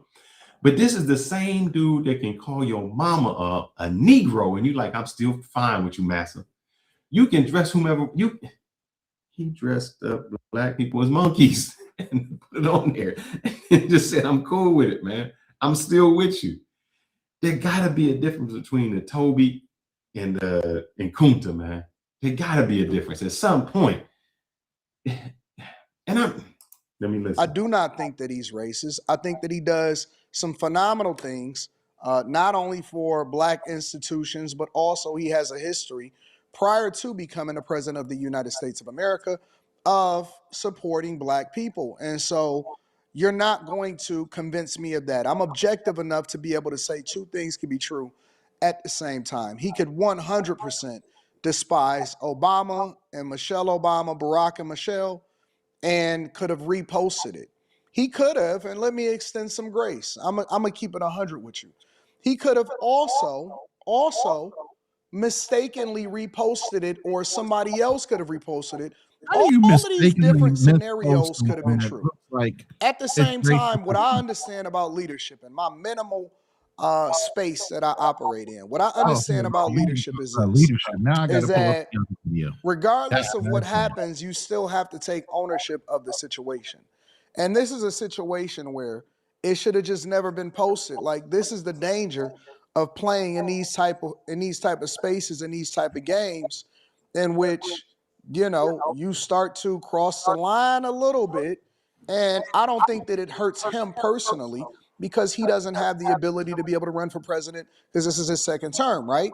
But the midterms are coming up. You know what I'm saying? And we're all But the one thing he said is, as a leader, you're supposed to take responsibility. At no point did Trump take responsibility. already in a space as Republicans. We're already in a space to where often at times, almost every time, the opposite party usually wins the midterms. Trump has done so much greatness in his first year in office.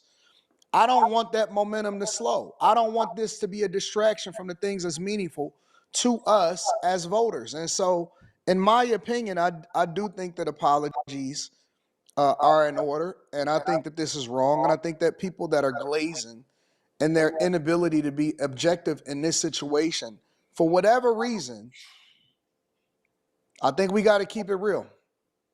Willie James Emmon reporting. I can say that Trump ain't racist, but you're doing racist things. I mean, at some point, right? You may not be racist, but you're doing racist things, and these are the Negroes that will justify anything.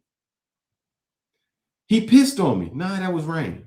I mean, man, come on. At some point, you gotta say, bruh, I don't understand. You can. I don't have words, man. There you go. Let me play this one. We're going. Hold on. Let me get this.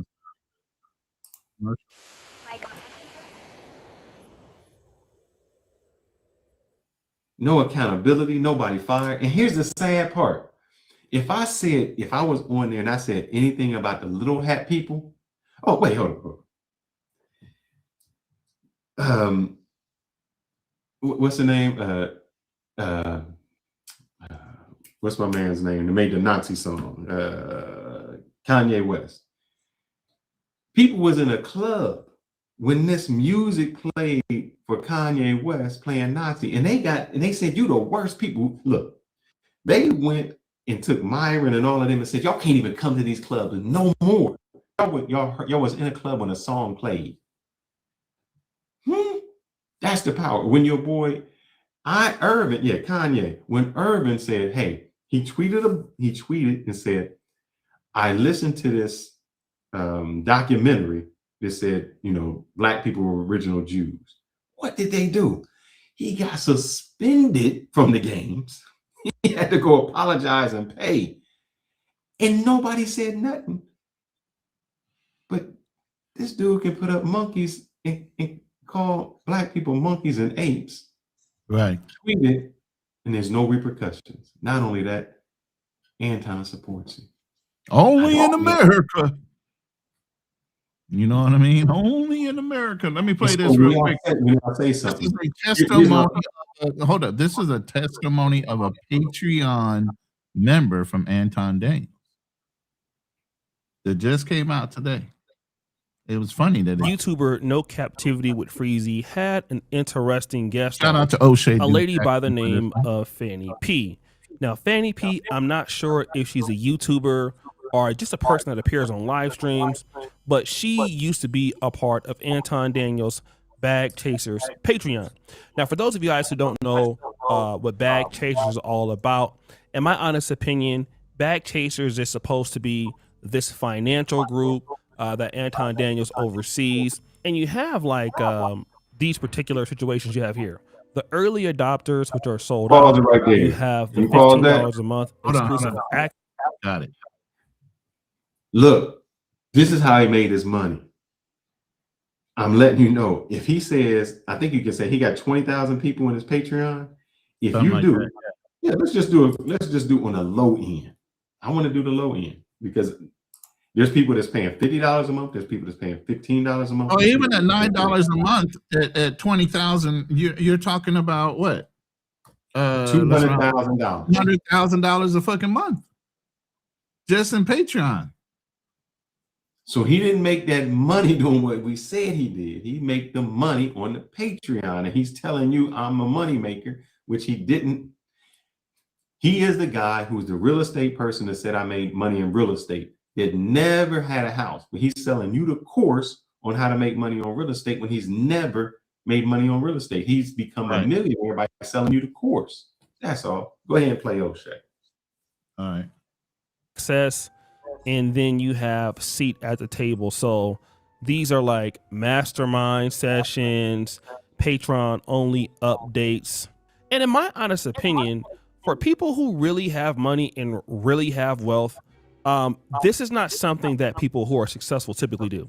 They typically don't teach you how to make money because they're too busy making it. But if you don't have a lot of money and you want to pretend that you have money, then you basically sell yourself as a person who can help somebody level up. And then you're really making extra money or income off of those people based off the facade that you have built for yourself as an expert, as somebody who's a millionaire and all of this. And just because you're a YouTube millionaire, which I believe Anton Daniels is, that doesn't mean that you can help somebody else become a millionaire themselves. He's right, And so this was the main reason why Fanny P joined the Bag Chasers. It was exciting. So also during this time, I was also in this 5-year relationship, right? And I was just like, and I was, he was inspiring. I wanted to, make more money, but the partner that I had at the time wasn't as motivated. He just got a little lazy, complacent, things like that. And whenever I was listening to Anton and stuff like that, I was like, dang, this is something I aspired to do. Because during the time, Anton was not like all about money. He was about like sacrifice, God, being somebody that's willing to do what's necessary right now, so you got to worry about anything later. So she says here that, in fact, it wasn't all about wealth. He was promoting God in deferred gratifications and things like that. Now, this is something that a lot of guys do, especially in the content creation community. What they would do is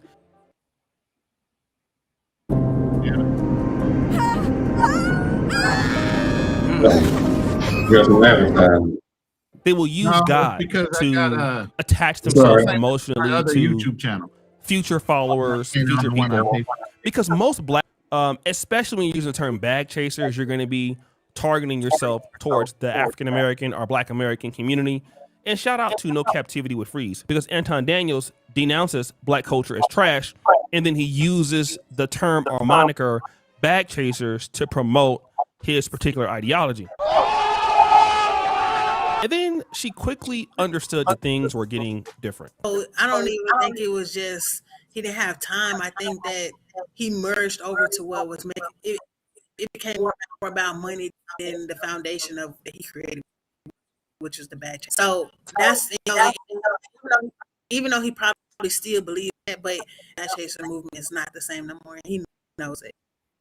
Like even so that's what it is. Like it's he say about the flashy stuff, right?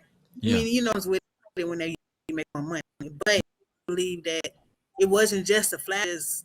He became more unrelatable. He can have more money. I just he just doing it, but he still claimed, and I feel like he was trying to move fast instead of trying to keep the foundation. Now, this almost all people who become like rich on social media, or there's condition, or sometimes streaming. When the money comes in, the foundation changes. At first, you're humble because you have no choice but to be humble because you don't have anything. Now you are getting money, you start fast and delineating from the initial goals that you saw. Now, happening is you, and I've been through something similar to this. When you're getting whatever you're doing, in part to know who you are, it's difficult in a spirit of humility. I think if I blew up in the United States instead of in, outside of the country when I blew up, I don't think so much different, because I was kind of old once I started, this sort of success. But I was like, I'm gonna end it there. I just wanted to. Even his bag chasers are starting to catch him. He's not really there to support them. He's there to support. Correct. I said it. I mean, you know what? I didn't even watch that from OJ. So it's not just my opinion that's giving it. It's saying the same. You didn't make your money off of business. You made it off of telling people how to make money. You made it off of us during the pandemic area when people were stuck in their homes. You had this extra money that you came up on, and you flossed it enough that you made us believe you were a successful businessman. But even if you go and look at his old YouTube channel, his whole YouTube channel, go back about 6 years and see what dustiness looks like. It was all of him on the dictionary. A struggling YouTuber. And it's okay, but tell the truth. Man, this is where I came from. You didn't get that from investment. I got, like I said, the hardest part is not making the money, it's keeping the money. So, I think people would rather know that, but we always have to paint a picture. It's almost like what's the football player's name from Dallas, the wide receiver, Michael Irvin. Michael Irvin. When his son was like, "Yeah, I grew up in the hood," he's like, "Bro, you grew up in the a 6,000 square foot home in a gated community. What hood would you be?" Like old boy in the 8 Mile. Clarence had a very good family. Clarence went to private school, but Clarence is out there trying to rap against him. So it's all persona up until you get caught in the lie. So it's better just to go on and tell the truth. You don't have to lie about success, or you don't have to lie about a come up.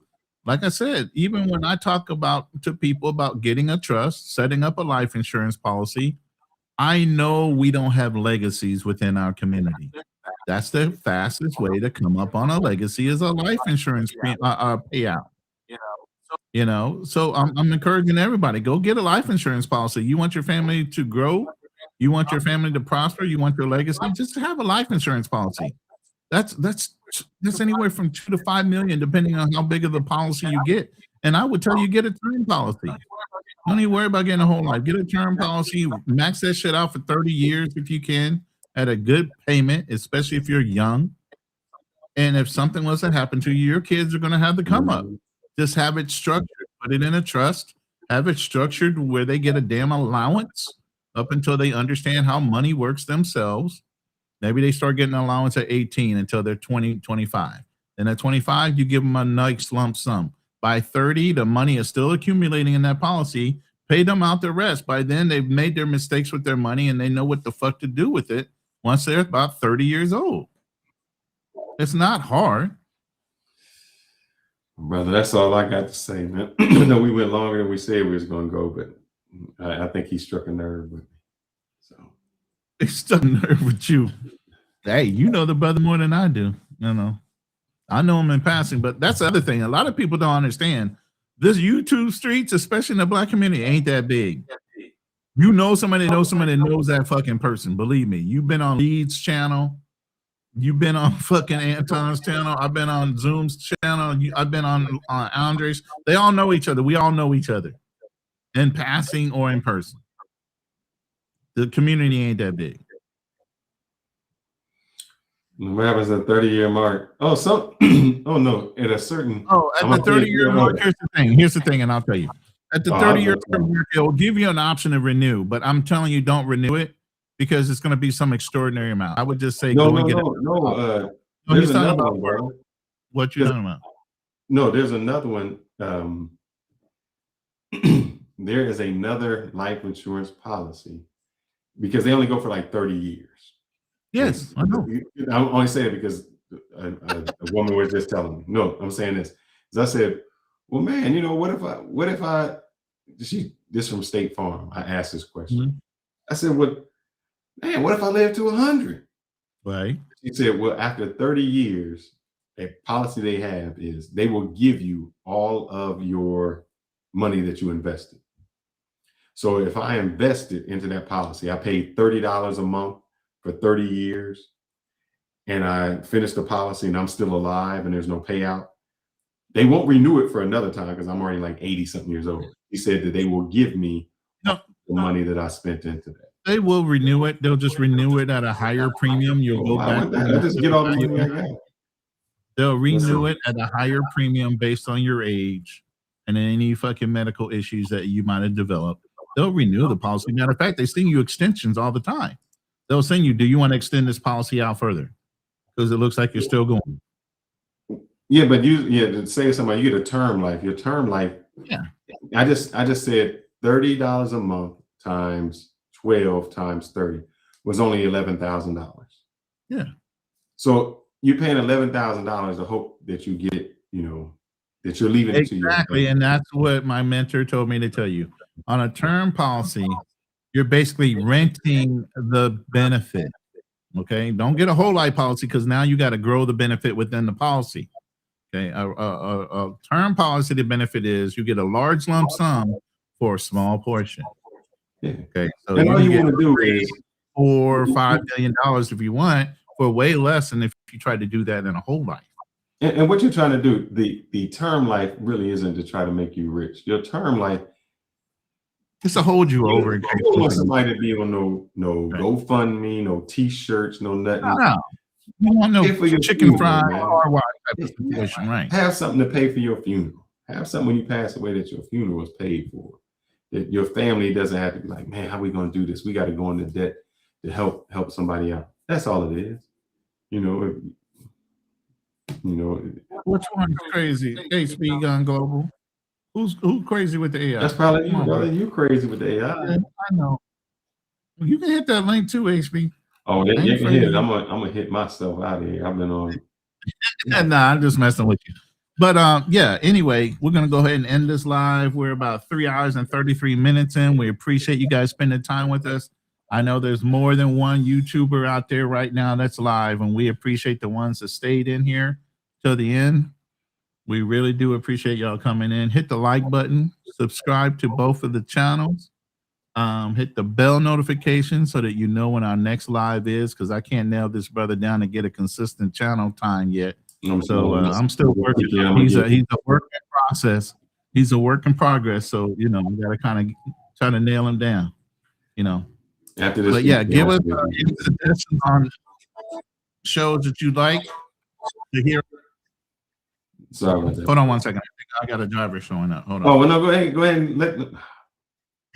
We're gonna let y'all go, brother, but he got to go to the driver. I got a delivery coming in, man. You don't understand. This is the Philippines, bro. If you don't hear them honking, they'll drive the fuck off. They don't want to do their jobs here. That's right. So anyway, I'm gonna go ahead and hit this button, and we're out of here. We're out of here.